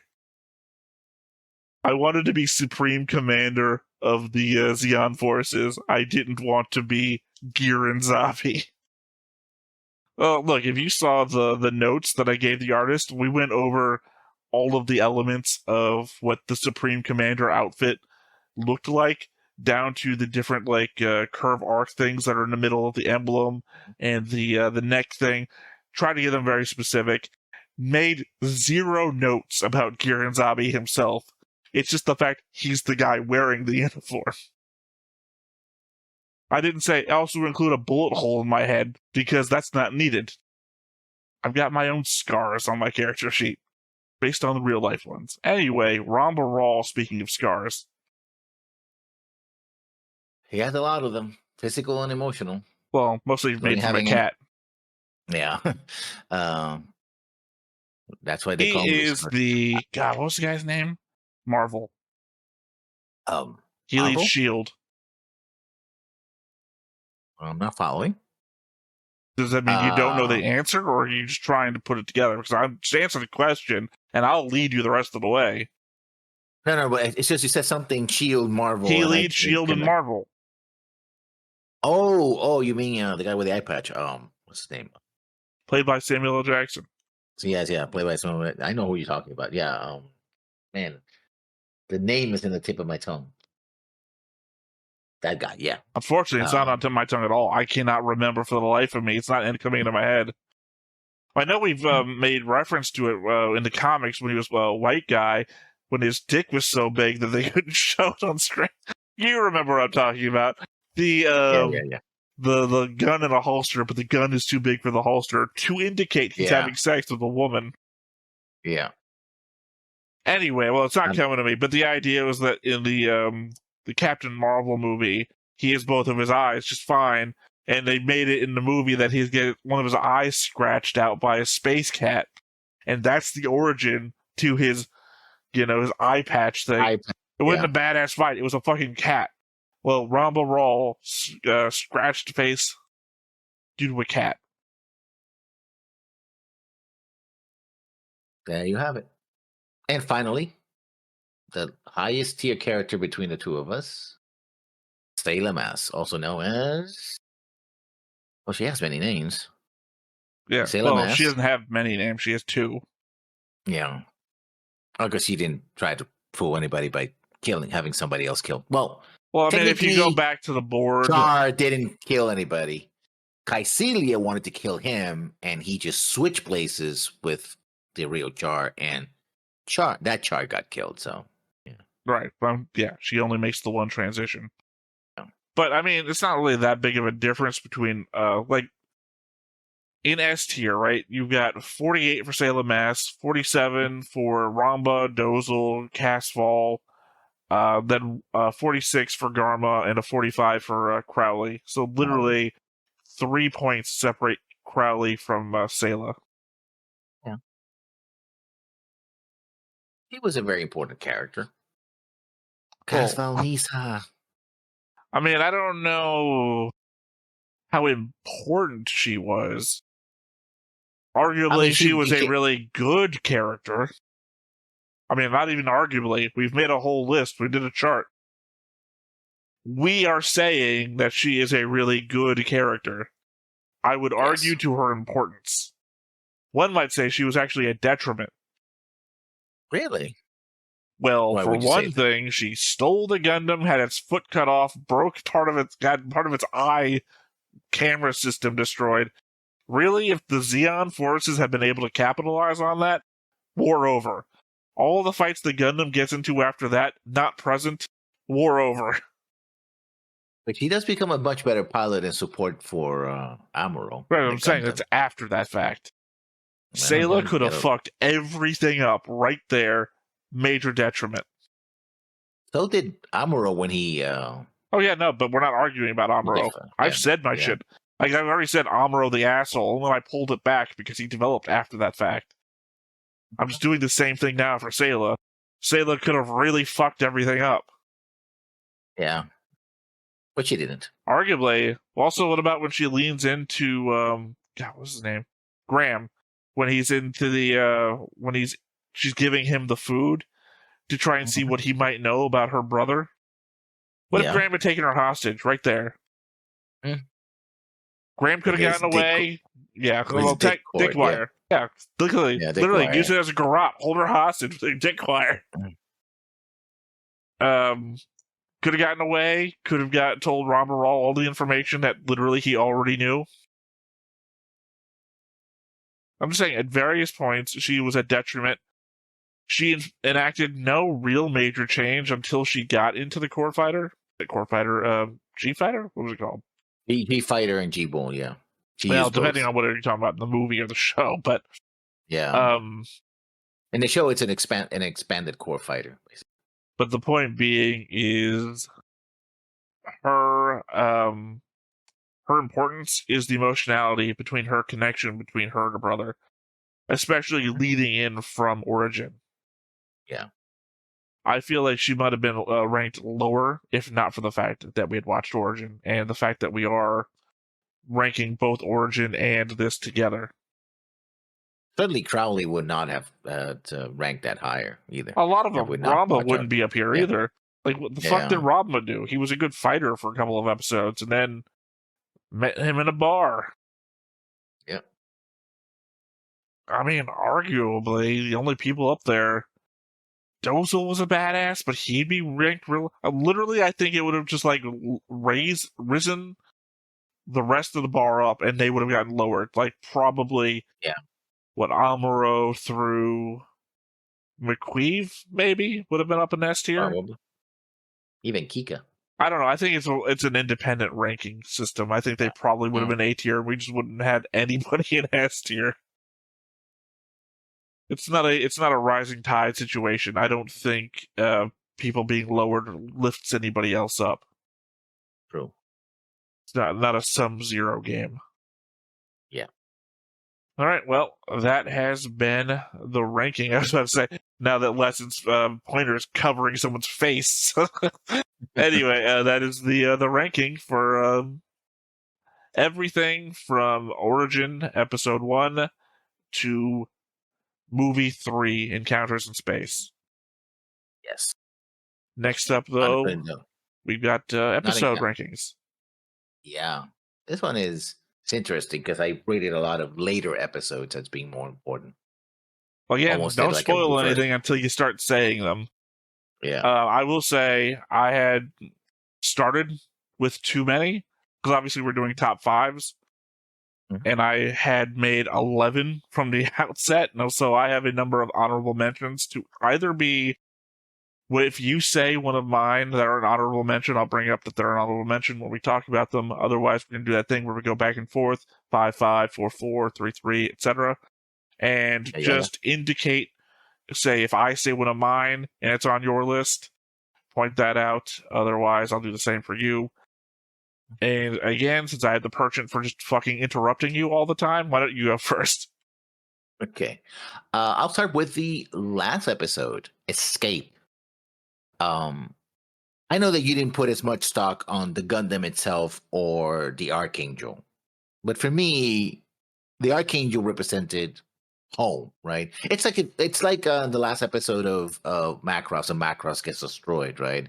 It's like that was their home, that was the symbol of their struggles, and of course, the Gundam being the thing that everybody was either using or going after for all these episodes. Like, it's the Gundam, right? And the way they got destroyed really sends a sense of finality that whatever happens afterwards, this particular story is truly done, right? It was a sort of, even if it was the last episode and Gundam never got we know now that it's a huge franchise, of course, but that would have been it. I think that would have been a great finale. But it's also a sense of, if this continues, then that aspect of the story is well and truly done, right? Most people survived, etc. Even the Gundam, even the core fighter had to be abandoned and was left in orbit. It didn't have to be. Damaged. She chose to. You're talking about his. I'm talking about the G fighter. Sorry. Sailor just fucking abandons it. By the way, before you keep going, I have to say you've ruined this sort of for me. Because episode 43, Escape, is my number one episode. You say you didn't care very much for a bunch of shit. That's how you introduced this. Literally, the loss of White Base, the home of a bunch of the characters, really hit me emotionally. Might not have looked that way on screen, but it's like, because I know I come across as, I wish this fucking thing would get destroyed. But at the same time, I'm always like, oh no, they destroyed it. Because I'm rooting for them to prove that there's no plot armor here. And when things finally start getting destroyed, it's like, oh, whoa, no, we're doing things. And I pointed it out with even, I think, a shocked expression. Oh no, the mid-credit roll, the Gundam's not there anymore. They destroyed the Gundam. Now they're recognizing that by the fact it's not in the mid-credit roll. They didn't even do the sound anymore. So it was a very important episode. So much so that your number 5 is my number 1. So, like, where do I go now? Anyway, as I said before, reading these things out, the sentence description. The Battle of Abaquo reaches a critical point. White Base is deep within enemy territory. Amuro and Char's relentless duel continues, and Kaisilia Zabi struggles in command. We have Char's killing of Kaisilia with a rocket to the face. Twanning, who was hoping he was going to get exchanged in the prisoner exchange later, find him dead in the hallway. We have the final confrontation between Amuro and Char. Sayla has to be, let go by Char, but also escorted by Force Ghost Amuro. I mean, it's the worst part of that episode, but it's not. Yeah. it either is setting something up for the future, the whole new type thing, or it's dumb. I don't know. Either way, you also have everybody coming back together out in space again. Everyone survived, which is not great, but, it's an emotional kick there at the very end that, hey, you're coming back to your family, get over here. But I felt they earned it. Every one of those characters that did survive kind of earned it, right? They fought their way through this. It wasn't like, oh, you survived because we say so. Right? Because literally they fought their way into Abapo and fought their way out. Right? It is no, they didn't fight. Not everyone fought their way in. Literally, they crashed there. Everybody fought their way out. They didn't. Yeah. Anyway, it's a Horrors of War show about how bad war can be. So the more people we could have killed, the more we could have pushed that narrative. Like, you're saying everyone deserved it. Look, I like Tomorrow. Tomorrow is a good character. He didn't have to survive. The chef did not have to survive. There's a bunch of people who could have died at any point, like Rambo's attack on the ship, right? All those people we see just getting blown all over blown apart all over the ship. Could have been anyone. We could have seen Job John for as important as he was later. Not at all, really, except for like one mission where they used him as a pilot. Or Amuro, the bomb guy, his name is escaping me. I didn't say, I want to say Amuro, but it's Omuro or something like that. Omar, yeah. These are people that could have died to show to us how deadly things are. So everybody surviving at the most deadly encounter in the entire show, kind of a bit of Saturday morning cartoon bit, right? The G.I. Joe team has invaded Cobra base, but we all got out okay, So they could have pushed the narrative that war is hell a little bit harder for my tastes, but at the same point, I'm happy. I'm happy that it turned out okay on the last episode. This isn't like Kira and Athrun getting into a self-destruct fight in the middle of Gundam Seed, and they're all okay in the middle of the show where people should be dying. So it's fine. Like I said, you indicated from the outset I didn't feel much emotion for this sort of shit, and I put it as my number 1 episode. Because how could you not? But apparently you're the answer to how could you not, because you didn't. This is your number 5. Yeah. So what's your number 5 then? My number 5 is episode 36, Big Zom's Last Stand. As the battle continues, a hulking mobile armor piloted by Dozel Zabi inflicts heavy losses on the Federation. Amuro and Slegger come up with a plan to stop its onslaught. Now, again, I said before that I didn't write my big notes about stuff anymore. This is one of the few that I actually have just a little bullet point thing. It's the introduction of Baram, somebody you made fun of for me saying they should be ranked higher. As you said, they worth nothing. The Zeon officer that argues for saving people in a war zone, as it gives hope to the men that should something happen to them, their countrymen will be there to save them. It includes the rescue of Zena and Minerva, which is important to me because I thought they were important characters to Dozel, and the fact that then Dozel dies and, kind of buys time for them to escape the whole thing. Very important. Not to mention Slegger dies, which we all cheered, and Tianum died, and they were sad, and I didn't understand why. I mean, I understood why. He's an ally and everything. It's just that he's like a nobody to them. So he's here's the thing. I could see if there's other shows that celebrate TNM because he's like the leader of one of the strongest Federation fleets from the Battle of Loom forwards, and conceivably he's doing shit in the background. Yeah. But we're never shown that because he's never in the same field as our main character's point of view. So he could be really important, like one of those storied World War admirals that you talk about when you talk about world naval battle history and shit.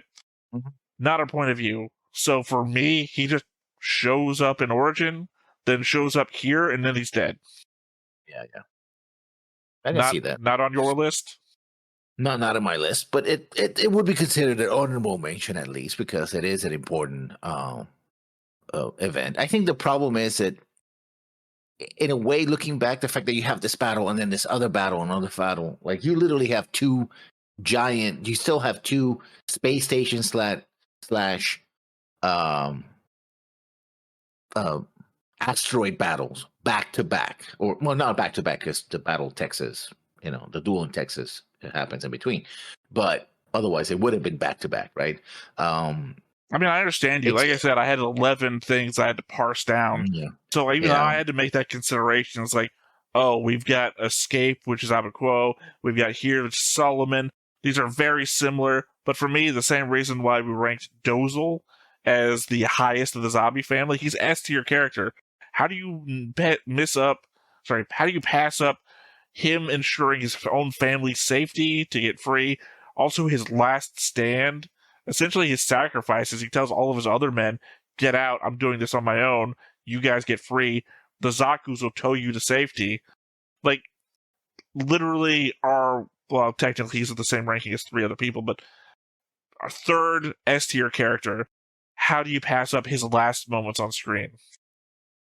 Also, the way he died was a bit goofy with the whole ghost thing that Rose. I think it's an indication that he is a new type, but he never got the chance to develop it.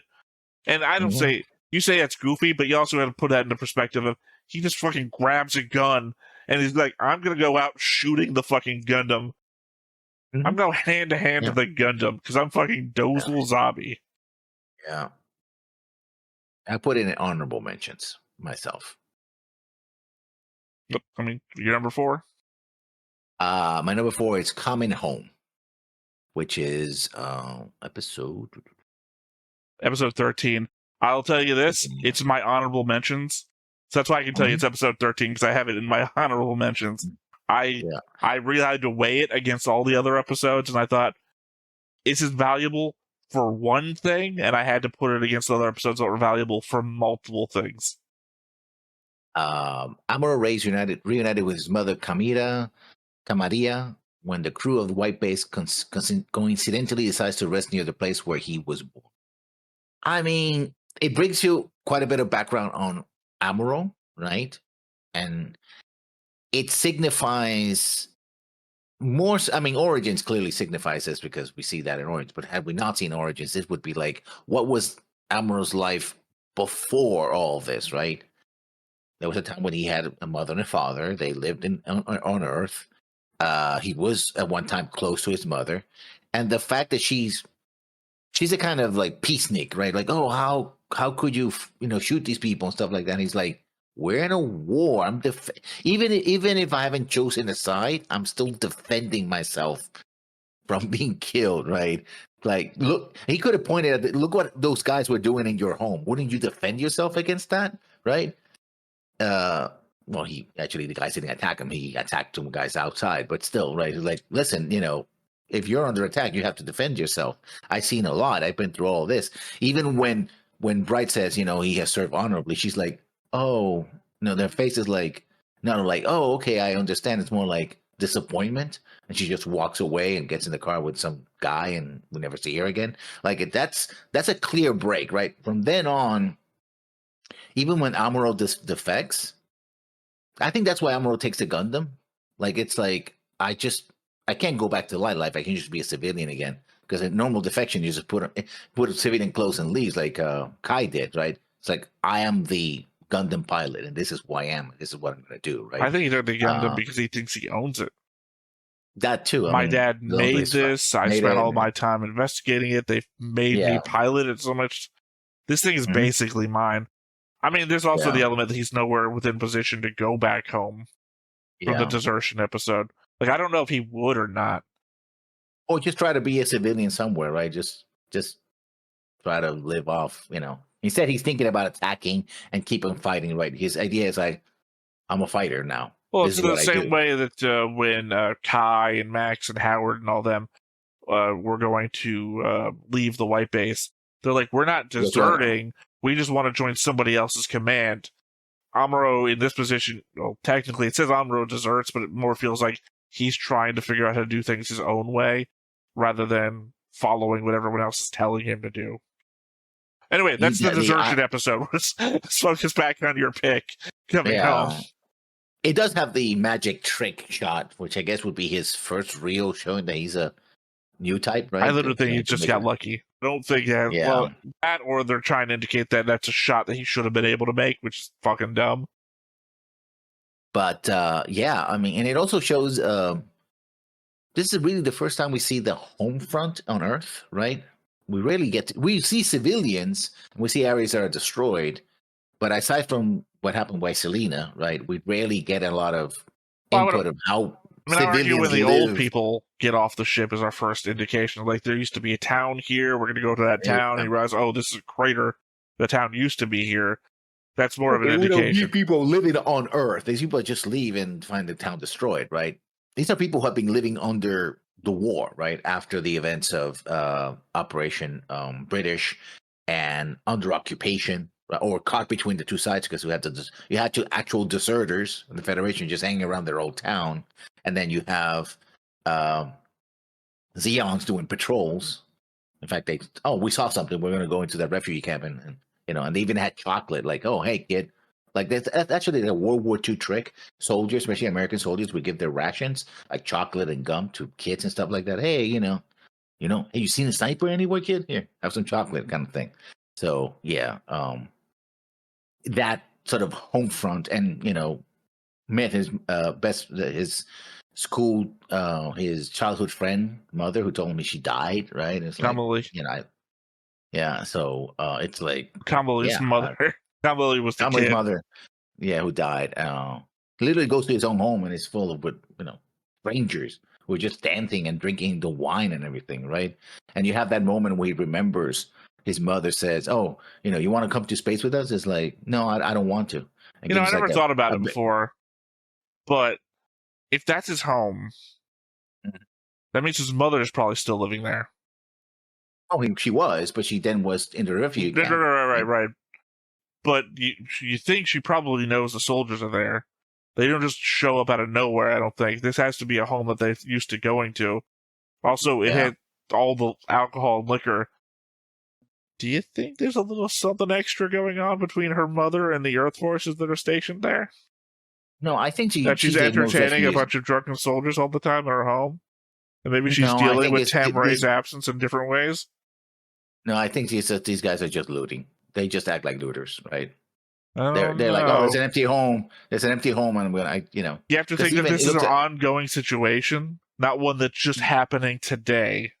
Yeah, but the house looked kind of disheveled, and of course it is, and she's not taking care of it. Yeah, but I think she's in the refugee camp most of the time, like all the other refugees, right? Yeah, until she goes home at night. Maybe she's protecting the town in her own way. Yeah, it doesn't seem that way. She really does seem like a make love, not war kind of person. Oh no! Yeah. Also, the 70s, hippie stuff is all. No evidence shown, so I'm gonna say. Yeah, no, this is conjecture. I'm not saying this is definitely what's happening. I'm just saying I'm just now thinking about it. And like you said, it's not a just happening now situation. We have to think whatever's happening has been going on for a while. Yeah. What's your next episode? All right. My number 4 is episode 30, A Wish of War Orphans. I have one too. What's your number 2? Yeah. Is it your number 2? Mm-hmm. Sorry, I have to keep track of these things for when I'm doing everything later. Char infiltrates Jaburo with a squadron of Ak-Gai mobile suits and plants time bombs on the Federation's new mass-produced GMs, but not before being discovered by Katz, Kika, and Let's. Now, for me, obviously, there's the child adventure aspect, right? But it's mostly the element of they're having fun in this facility that's keeping the kids. I'm like, oh, ice cream, let's get ice cream. And then the other kid is being a little jerk. And then the whole thing I talked about before is, oh, I can't be angry at him. He's another kid, especially when he indicates, I just want to go home. I want to see my parents. He starts crying. It really brings the mood down. That's one of the saddest things I always find in these kind of shows is that when you have kids that are happy for the first time and then they get brought back down again, because it's just so relatable from an emotional spectrum. But then, of course, the where's Fraw? I want to go home. And Kika starts crying. It still hits me right here. Like, you could get rid of the rest of the episode. That's it. Number 4 out of 40, whatever. However many episodes this show was. That was touching. We don't often get serious scenes with the kids, and that felt like actual serious scene. The indication that they get to stay with White Base is weird of a decision as that is. Like, you could argue that it is actually in their best interest to stay at Jaburo, even if it makes them unhappy, because White Base is a warship. Yeah, and it's being tasked as what? A decoy to be shot at. So, you're willingly sending kids on a ship that you're sending on a mission to be shot at. Yeah. But, and I think it brings home why we care about these kids, because these kids they're adorable. Kika is very brave, right? Kika was like, oh, the Federation soldiers are holding our friends hostage. I'm going to kick them in the chins. I don't care, right? It doesn't come as a bratty kid. It comes like, even when she's being kind of bratty, when she was like the broken faucet and all that, it's more like, oh, it just broke, right? I just made a mistake. I did that as a kid. Yeah, as a kid. I flooded an upstairs bathroom into a downstairs bathroom. Yeah. It's not like I took it off and started swinging in at the other kids. Like, she was doing laundry. She was trying to. They're always trying to help. Yeah. When they're in this big spacesuit, all three together, like, oh no, and then they get their own spacesuits. No, they were in 3 different spacesuits. They were in 3 different adult-sized spacesuits that are all sitting next to each other. Yeah. So you could also almost forget that Kika kicked somebody in the shin, because that happens on Luna 2, which is removed from the movie. So so Kika's actual badass moments are all removed from the movie because Tamino didn't think they were important. Not enough time. But that's what gives more. So I think that episode was supposed to center around what's her name, fiance. It's like, oh, I missed her, and that one was like, shit, I had a crush on this, and she was about to get married, and even imagining himself being invited to the wedding, it's like that came off as a little goofy, right? It's like, well, you keep saying that. I don't think it was goofy at all. It's just the same way that he's looking down at the picture that they took on the ship with her all the time. I don't know. To me, it felt like an episode was more centered towards other kids, which is to say, here's a child episode. See if we can pull in the child audience. Now, thank God it didn't, because how goofy would have Gundam turned out after that if it was like aimed at a younger audience than what it was aimed after, which was the young adult. 14 to 24, yeah. Well, no, it was I was saying I was thinking 18 to 30. I was trying to think. What do you say, 30-year-old? What's the word version for that? I mean, there's a name for that in Japanese for that audience, but I forgot what it is. There's a name for it in every language. I just don't know what it is in English. Yeah. Young adults. Young adult to midlife, I guess. I don't know. Yeah. Although that would be up to 40, so I don't know. Yeah. Still, I think it's a very important episode. That's, I think, why we both have it. It's weird. My number 4 is your number 2, and my number 5 was your number. Not your number 5 was my number 1. We've got a literally flipped version of what's important. Anyway, your number 3, I guess. Sorrow and Hatred. This is going to be awkward. Episode 21. Crowley Hammond spearheads one last suicidal attack on White Base with what remains of the troops once led by Rambo Ram. This is going to be awkward because this is where I have to admit something. I'm cheating. Okay. My number 2 is episode 20 and 21. I've cheated. Hand-to-hand combat and Sorrow and Hatred, because I feel like it's literally a 2-parter. It's Ramba Rawl's attack and death, and then Crawley Hammond's attack and death. It's too important to separate, and I'm sitting here thinking I've got 11 things, and I'm really having a hard time parsing some of these out. And these are basically the same episode, but in a 2-part story. Here's one attack and assault based on a thing. Here's our follow-up attack and assault to honor the memory of the guy who just died in the last episode. It's way too important to separate. I thought, fuck it, I'm gonna ask forgiveness rather than permission, and I'm just gonna fucking cheat. Hand-to-hand combat / Sorrow and Hatred, my number 2 pick. Makes sense. The reason why I just chose of these two, this last one is because also that's where Ryu dies as well, right? And it really has that emotional impact on the crew, right? At the end. And you even have the scene where Kika and the kids are looking and they're taking off and they see the crosses like, oh, we're leaving them behind. I'm like, oh God. Oh God. Because from a kid perspective, they don't they knew people They are understand dead. death by then because they've witnessed a lot of Yeah. death already. But the fact that they're like, oh, we're leaving them behind. Yeah, we can't carry corpses in this ship forever, right? Well, you That's kind of could. You like, got a fridge. You got a giant freezer. yeah, but it's for food, unless you're going to be a cannibal or something. Well, no, you can keep dead bodies in the freezer. It doesn't contaminate when it's frozen. No, but you need the space for food, for supplies. That's what I mean.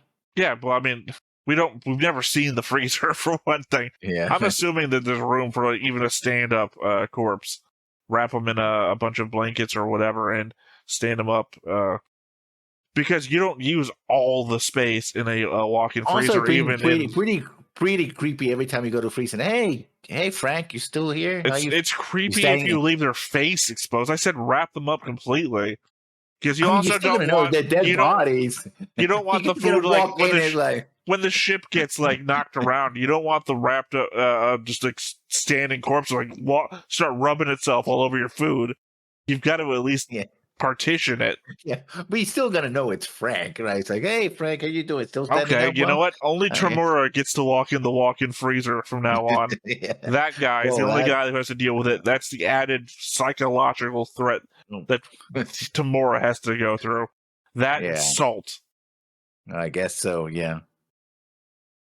Yeah. No. For me, again, since I combined the two, it's Ramba Roll, Clamp, Heyman, Ryu, Tachi. Tachi doesn't get a lot of callback. He's not even on the wiki. If you look up on the wiki, Tachi doesn't get a call out for being dead, even though that is literally Lieutenant Tachi from Origin. So for us, he's more important because we had to see him for a bunch. Mm-hmm. I didn't feel anything for Ryu's death. I don't know. It's just me. I said it during the episode. I said in the follow-up episode after. Ryu's death just didn't touch me at all. I feel more for Heyman, who's revenging her lost love. I feel it more for Ramba because we spent all this time, and then Ramba does. It's also hand-to-hand combat where he's like, "You're Artesia. I spent time with you as a kid," and then we have that because we saw like him holding her up like this. We literally saw the episode in Origin where that happens. So it's a callback to past good times. We know Clamp the bartender. Yeah. Who used to serve in the military before he was a bartender too, but him trying to shoo the kids away from the explosion site. And the fact that they're yelling at him from the other side, implying that there's no sound going through this thing. So it's not like he can do anything other than get away from here. I gotta blow this hole open. It is very important for a number of reasons. Again, like I said, I could not separate the two episodes from each other. I'll be honest, I felt more for Tachi dying than I did Ryu. Because in Origin, there's not a lot of emotional attachment to Ryu other than introducing that he gets kneed in the cockpit. And the guy with the glasses behind him gets nothing. Ryu survives and he shows back up again and then has a couple of conversations with people about things. I think he was the heart of the team. Again, if I can't remember the conversations he has, it's not much of a heart. That's why, again, one of the elements of why the ranking system is so good is that it's dependent on what you can remember and not how important they are actually to the show. If you can't remember how important... I remember talking to Amuro, talking about how bright... Okay, wait. Before you start talking about this, how much of his conversations with people can you remember from before Amuro was in the brig? He does have a conversation saying that Amuro is a very good pilot. I do know that. Okay, one thing after Amuro gets locked up, and Amuro gets locked up in maybe in the 3-episode span before, one episode before hand-to-hand combat, or it might just be in hand-to-hand combat itself, and then he dies. So it can't really be the heart of the ship if all you can remember him saying is Amuro was a good pilot. And he also is the one who goes after Kaya and the rest. It's like, oh, we're going to go to Unity. It's like, okay, fine, whatever. But, Right. So it's He like has, 1 to 2 things you can remember before they make him the heart of the ship by having all that shit he does right before he commits suicide. so That's what I'm saying. It's forced. That's why it doesn't feel like anything when it happens. He's not built up the way like Fra is built up. Like if Fra had done, remember back when she says, "I'll get into Gundam," when Amuro's saying, "I won't get into Gundam," and it says, "Well, Chara's out there," and then Amuro's like, "I'll get into Gundam." Back then, if that had happened and Frog got into like a core fighter and then like suicided herself, like fucking all the shit we've gone through with her like crying in the bedroom, you don't care that there's a war going on and you won't eat my lasagna and all this shit. And then all the stuff we've seen about her like being jealous of Matilda. Fra is the fucking heart of the ship, not Ryu. I mean, she's at least the heart of the ship in Amuro's position. Like you could argue that, I don't know, she hangs out with the kids. I want to go. Where's Fra? As Kika says, right? Yeah. Fra is the heart of the ship. Ryu gets forced lines to make him seem like that, and then he dies. So, like I said, I don't know. The element of it all happens in one episode is what makes it so abrupt for me as to not feel anything, really. If Ryu had a bunch of scenes where he was like Fra, and I don't mean like weirdly like Fra, I just mean like where he had been having touching moments between characters or opening himself up more emotionally, I would have felt something. Your description of "are we leaving them behind" was more touching than I felt anything for Ryu. All right. I see what your point is. So I'm not going to debate saying you're wrong because Well, it's opinion, right? Yeah, you can say I'm wrong, but it's opinion, so I can't actually be wrong. In the same way that I can't argue that you're wrong about it. Well, no, mine next. That was your number 3, right? Yeah, I agree. I said that those were my number 4, so I actually still have my number 3. My number 3 is episode 11, Islena Love's Remains, cut from the fucking movie. Islena Eisenbach asks a Zeon officer to lead a special mission to destroy White Base, responsible for the death of her boyfriend, Garma. Is it on your list? No, because I put sorrow and hatred there. So I decided not to basically do a repeat. I do believe that Islena's death is even more important more impactful in that sense, but in another sense, it kind of isn't because she dies unremarked and unremembered. Which is why I always say it's the more important thing to me, because that's my more impactful thing, the unknown story. I will say this before you continue, because you mentioned this. I did not even consider that it occupies the same story state as Sorrow and Hatred until you said that. It's like, oh yeah, it's kind of the same thing. It's not even kind of. There's a plane crash in both, really. No, because I considered Islena's from the perspective of the unknown epic, right? The unknown sadness.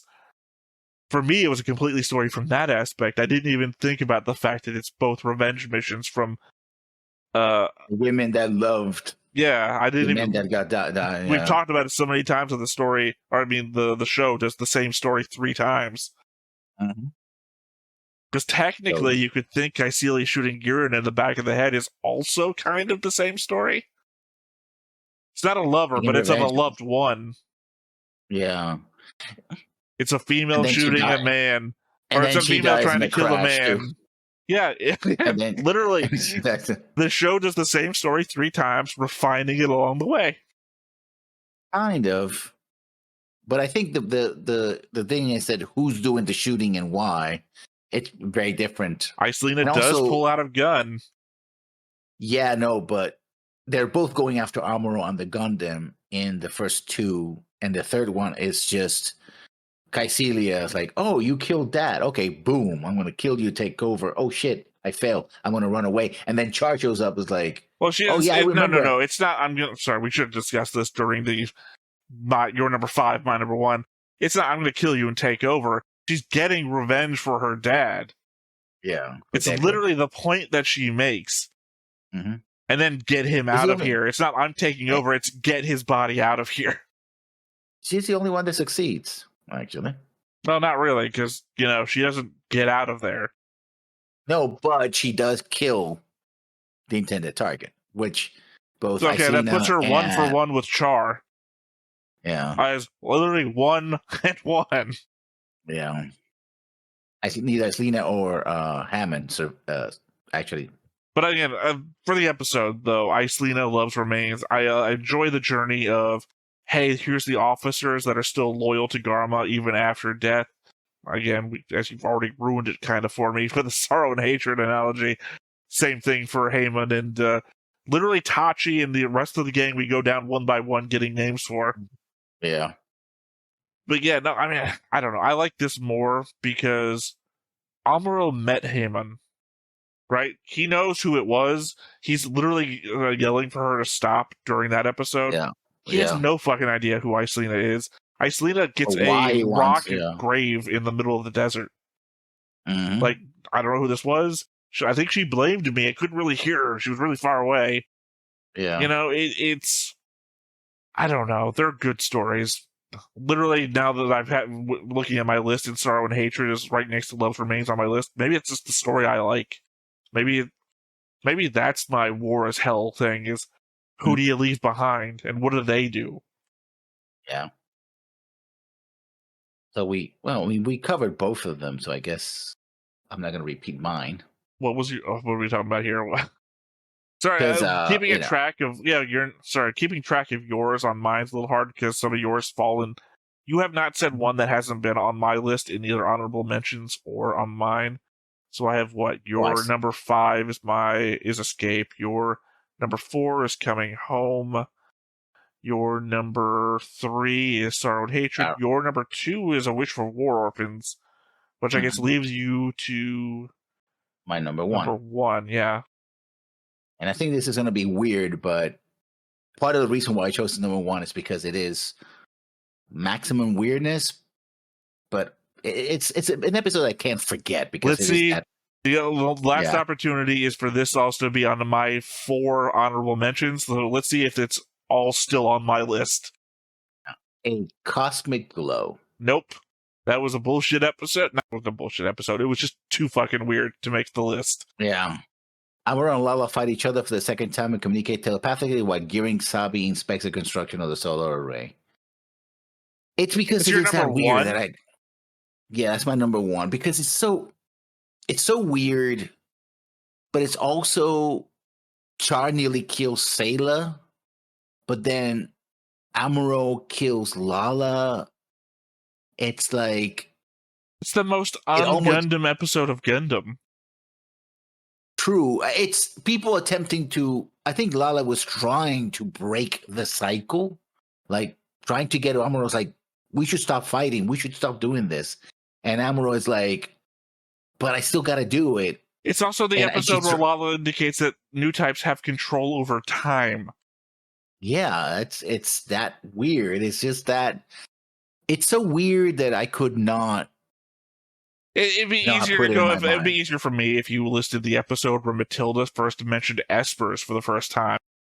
It's something that introduces something so not of the show so far as to what a Cosmic Glow. Not even an honorable mention for me. It's not great. Like, I understand it from the perspective of you're saying that Lala died. That was impactful. Isn't that also the episode where Lala and Char kiss for the only time on screen? Yeah. Confirming that sort of relationship is what's happening. It's not like my earlier prediction that she's just a Sayla replacement for him. It's too fucking weird, man. Yeah. It's the Space Island episode. Mm-hmm. It's Force Ghost episode. It's the episode we make fun of. How is it your number? How is my number 5? Your number 5, my number 1, and your number 1 isn't even on my list. I'd sooner accept the episode where Cameron first shows up, and we see the weird starlight thing from Lala, because at least that for me, that's Cameron's possible new type power, which is I don't even know. I don't know. It's a weird pick. I have problems with your list now. I feel like I'm gonna put this into an order for when I like do the editing on this episode.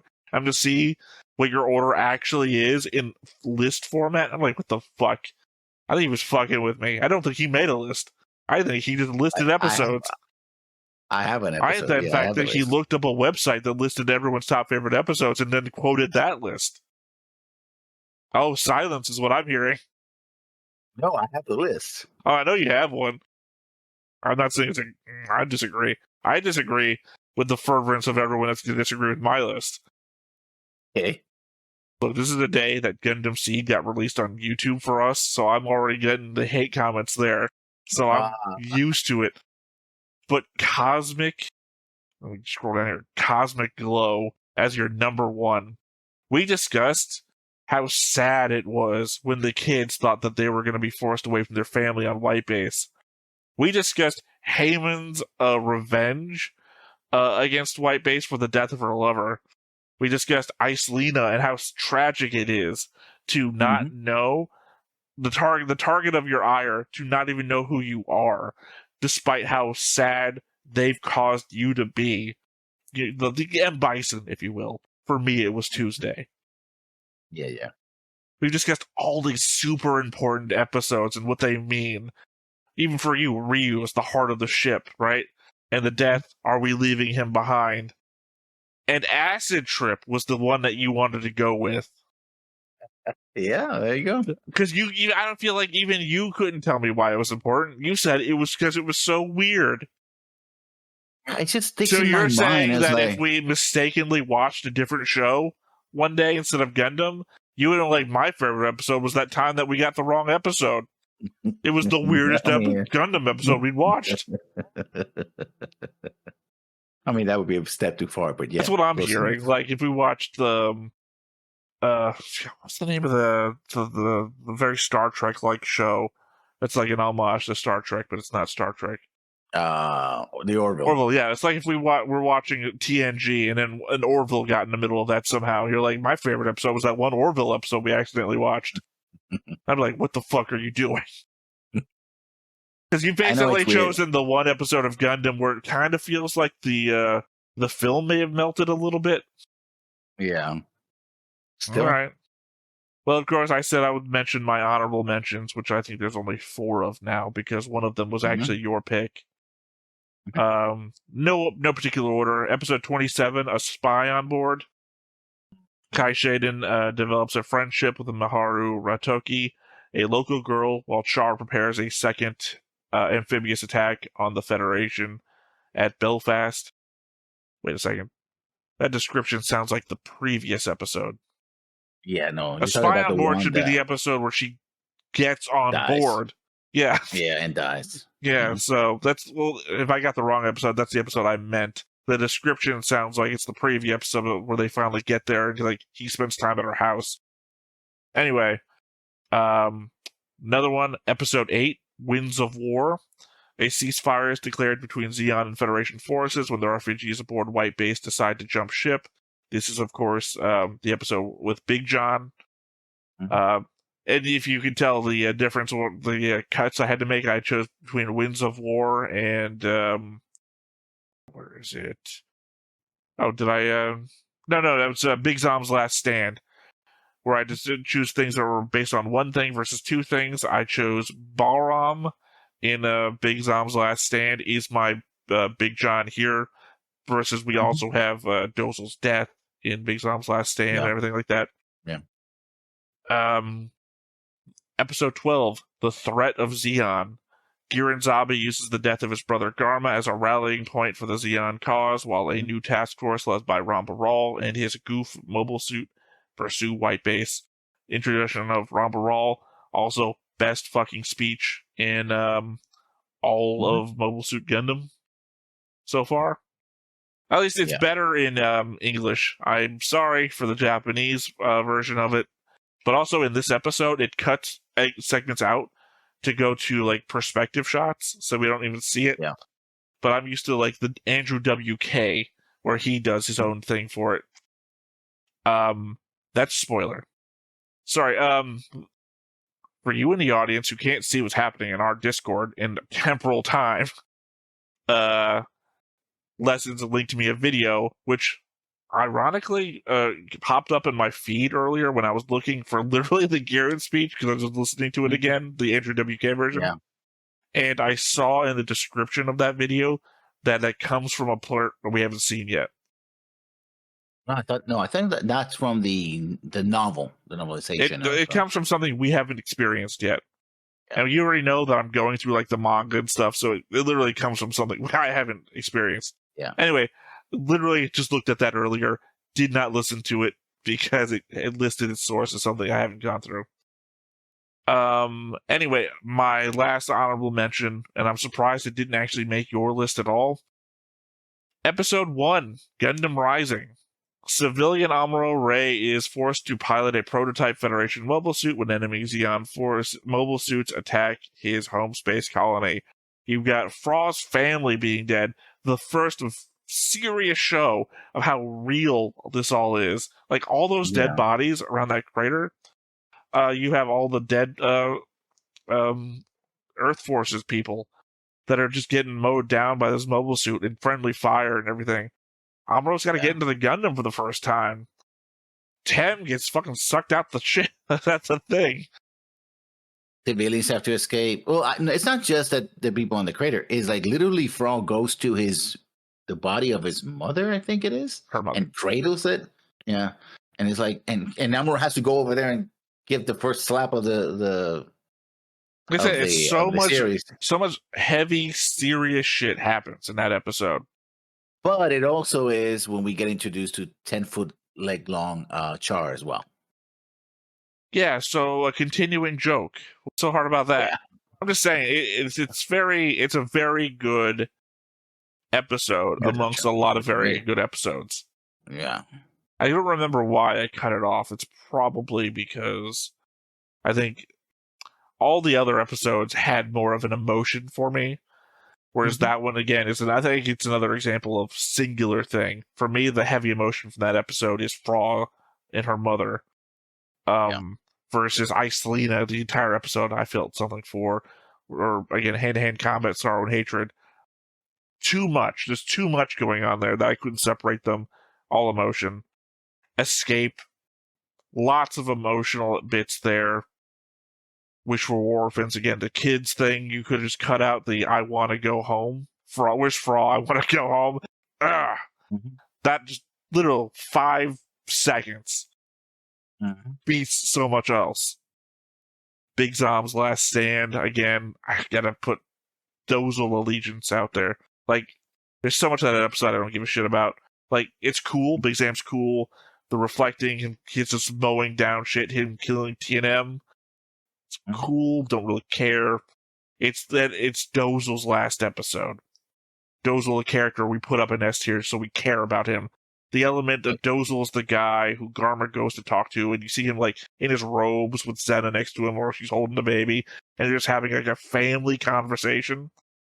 All the emotional investment I have in Dozle goes to that episode, because we also don't get a lot of him in 79. So it's really, maybe it's like, what do you call it? When you put all the emotional investment you have in a thing, and you this word into something else. I can't think of the word. Transpose. When you transpose all your emotions from a different thing into this thing, this is the benefit of all that transposed emotion from origin to here. Yeah. I blanked out a little because the image that popped in my mind was the one in Origin where Dozle calls her into his office, and we're like, "Oh God, Dozle, don't do that." And he's like, "Oh no, I love you. You're a wonderful woman. Would you marry me?" And she's like, "What?" Well, she's not like what? She actually grins as the scene is transitioning away. Yeah, but because he starts off with like, even a man like me can hurt. It's like he's not like abusing his authority or anything. He's not like, if you don't, I'm going to kick you out. You know, it's like even a man like me can hurt. He's like, you're not packing heat again, are you? He starts with a joke. He opens himself up. He proves himself to be the giant, awkward teddy bear that he always is. Yeah. So Yeah, that was a interesting scene, and I remember it. One of the reasons why, yeah, Dosel is an S tier character. Yep. Again, it's the sadness that most of these characters that are, I don't want to say, the word just escaped me, not valuable, maybe important, but only important to us, not important to the show anymore, obviously. They're dead. A lot of these people got to the high ranked tiers from, not from dying, but here's, I didn't describe at the very beginning when I was talking about why some, like, fives, there's sixes and sevens. I talked about, what do you call it? The element of their dress, their appearance. How the more common Xeon outfit was a lower rank for me than, say, the more common Earth Federation outfit, because you see less variance in the Earth Federation outfits. Yeah. There's always a bonus point I give for dying. Well, it's like the most major, significant character development. The most significant thing you can do is die. That's basically the end of your life. So, bonus point for dying. You reached the end. Well, Congratulations. I mean, what do you remember about them? That they were alive? Well, you double your points for dying, because I remember you were alive and then you died. That's two things you did.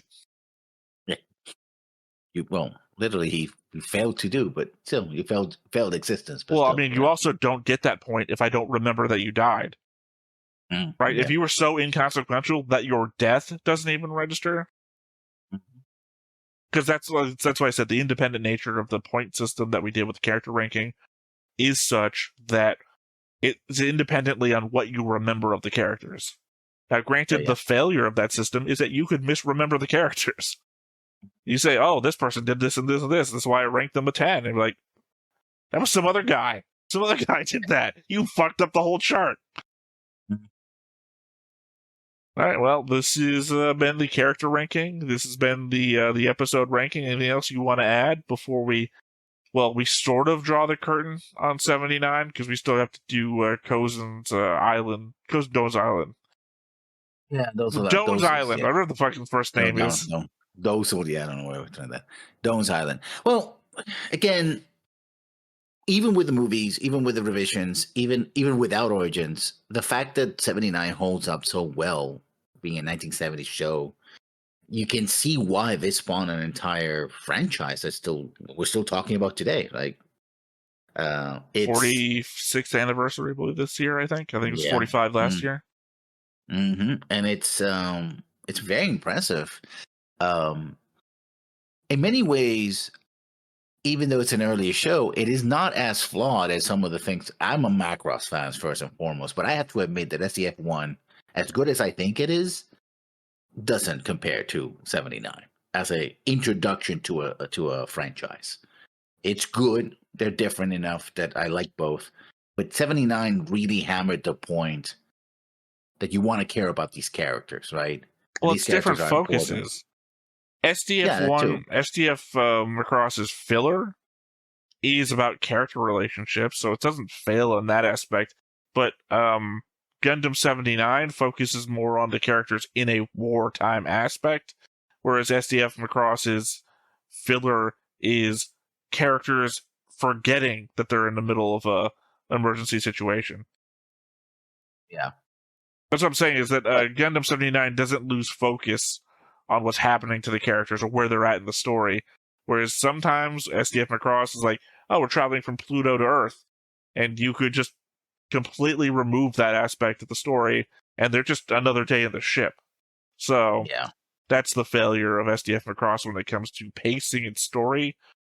Whereas, again, like, worst of Gundam's episode, Time Be Still, right? We can agree. Doesn't forget what they're doing. We know in Time Be Still they're traveling from one location to another. We know why the Xeon forces are attacking them there. It's really dumb what they're doing, but it still encapsulates everything on the journey. You couldn't take Time Be Still and put it like after the Battle of Odessa. It wouldn't make any fucking sense. Versus, you could mix match SDF Macross episodes and still have the same story. Pretty much. Yeah, it's all, and I do know. I don't know everything that happens afterwards, but I do have significant knowledge of what happens afterward, as well as I know you show at least MS-18, so that's a concurrent story to this one. 8th MS team. Yeah, no, I have a timeline of when to watch certain episodes. Well, not certain episodes. If I was doing super chronological order, we'd be like watching an episode of Igloo next, and then an episode of 8th MS team. I could do that. You know, this episode takes place in January. This episode takes place in January. Not super chronological. We're gonna watch the episodes the series that start, say, in January, and then go on through December, and then we'll watch another series that may start in January, and then there'll be other shows that'll start like in September that we'll watch later on. We're not gonna go super chronological, but we're gonna try and follow some chronological order here. Yeah. And it's no, that was spoilers. I'm shutting up on that one. Sorry, they keep popping on my head. The problem is that I've accidentally encountered some spoilers to things along the path, and I'm trying my damnedest to forget them. Not to forget them, but to not encounter more, I should say. So, like, obviously, I know the 8th MS team thing because I watched that a long time ago. I have a shit memory, though. Entirely possible. No, 8th MS team is too good. I'm not forgetting anything from that. Yeah. I will share one thing after we're done recording, but nothing I'm going to put out here or there because I don't want other people to hear this and be like, "Oh, I can talk about that now." No, don't fucking talk about anything. If it's not on the YouTube channel, don't talk about it. We have a spoiler channel on the Discord for you to talk about spoiler shit about Gundam that I will never look at because I'm not there. I sometimes take a peek because I'm bad like that. But anyway, the thing is, this is one for the ages. Is it perfect? No, but it's damn good, and it holds up even to this day. And that's the best praise I can give it, basically. All right. Well, that has been our rankings, characters, and episodes. So I think we're going to wrap up there. Once again, I have been Theta. This has been Lessons. We've been Stone-Faced Reactions, and I'll catch you next time. Bye-bye. Hey everybody, thanks for watching another Stone-Faced Reactions. If you have an idea of another video we could go ahead and watch, go ahead and put it in the comments down below and we'll add it to the wheel. Be sure to like, comment, and subscribe, and let us know what you thought about this video and what parts you liked. And until then, we'll see you next time. Is this too goofy?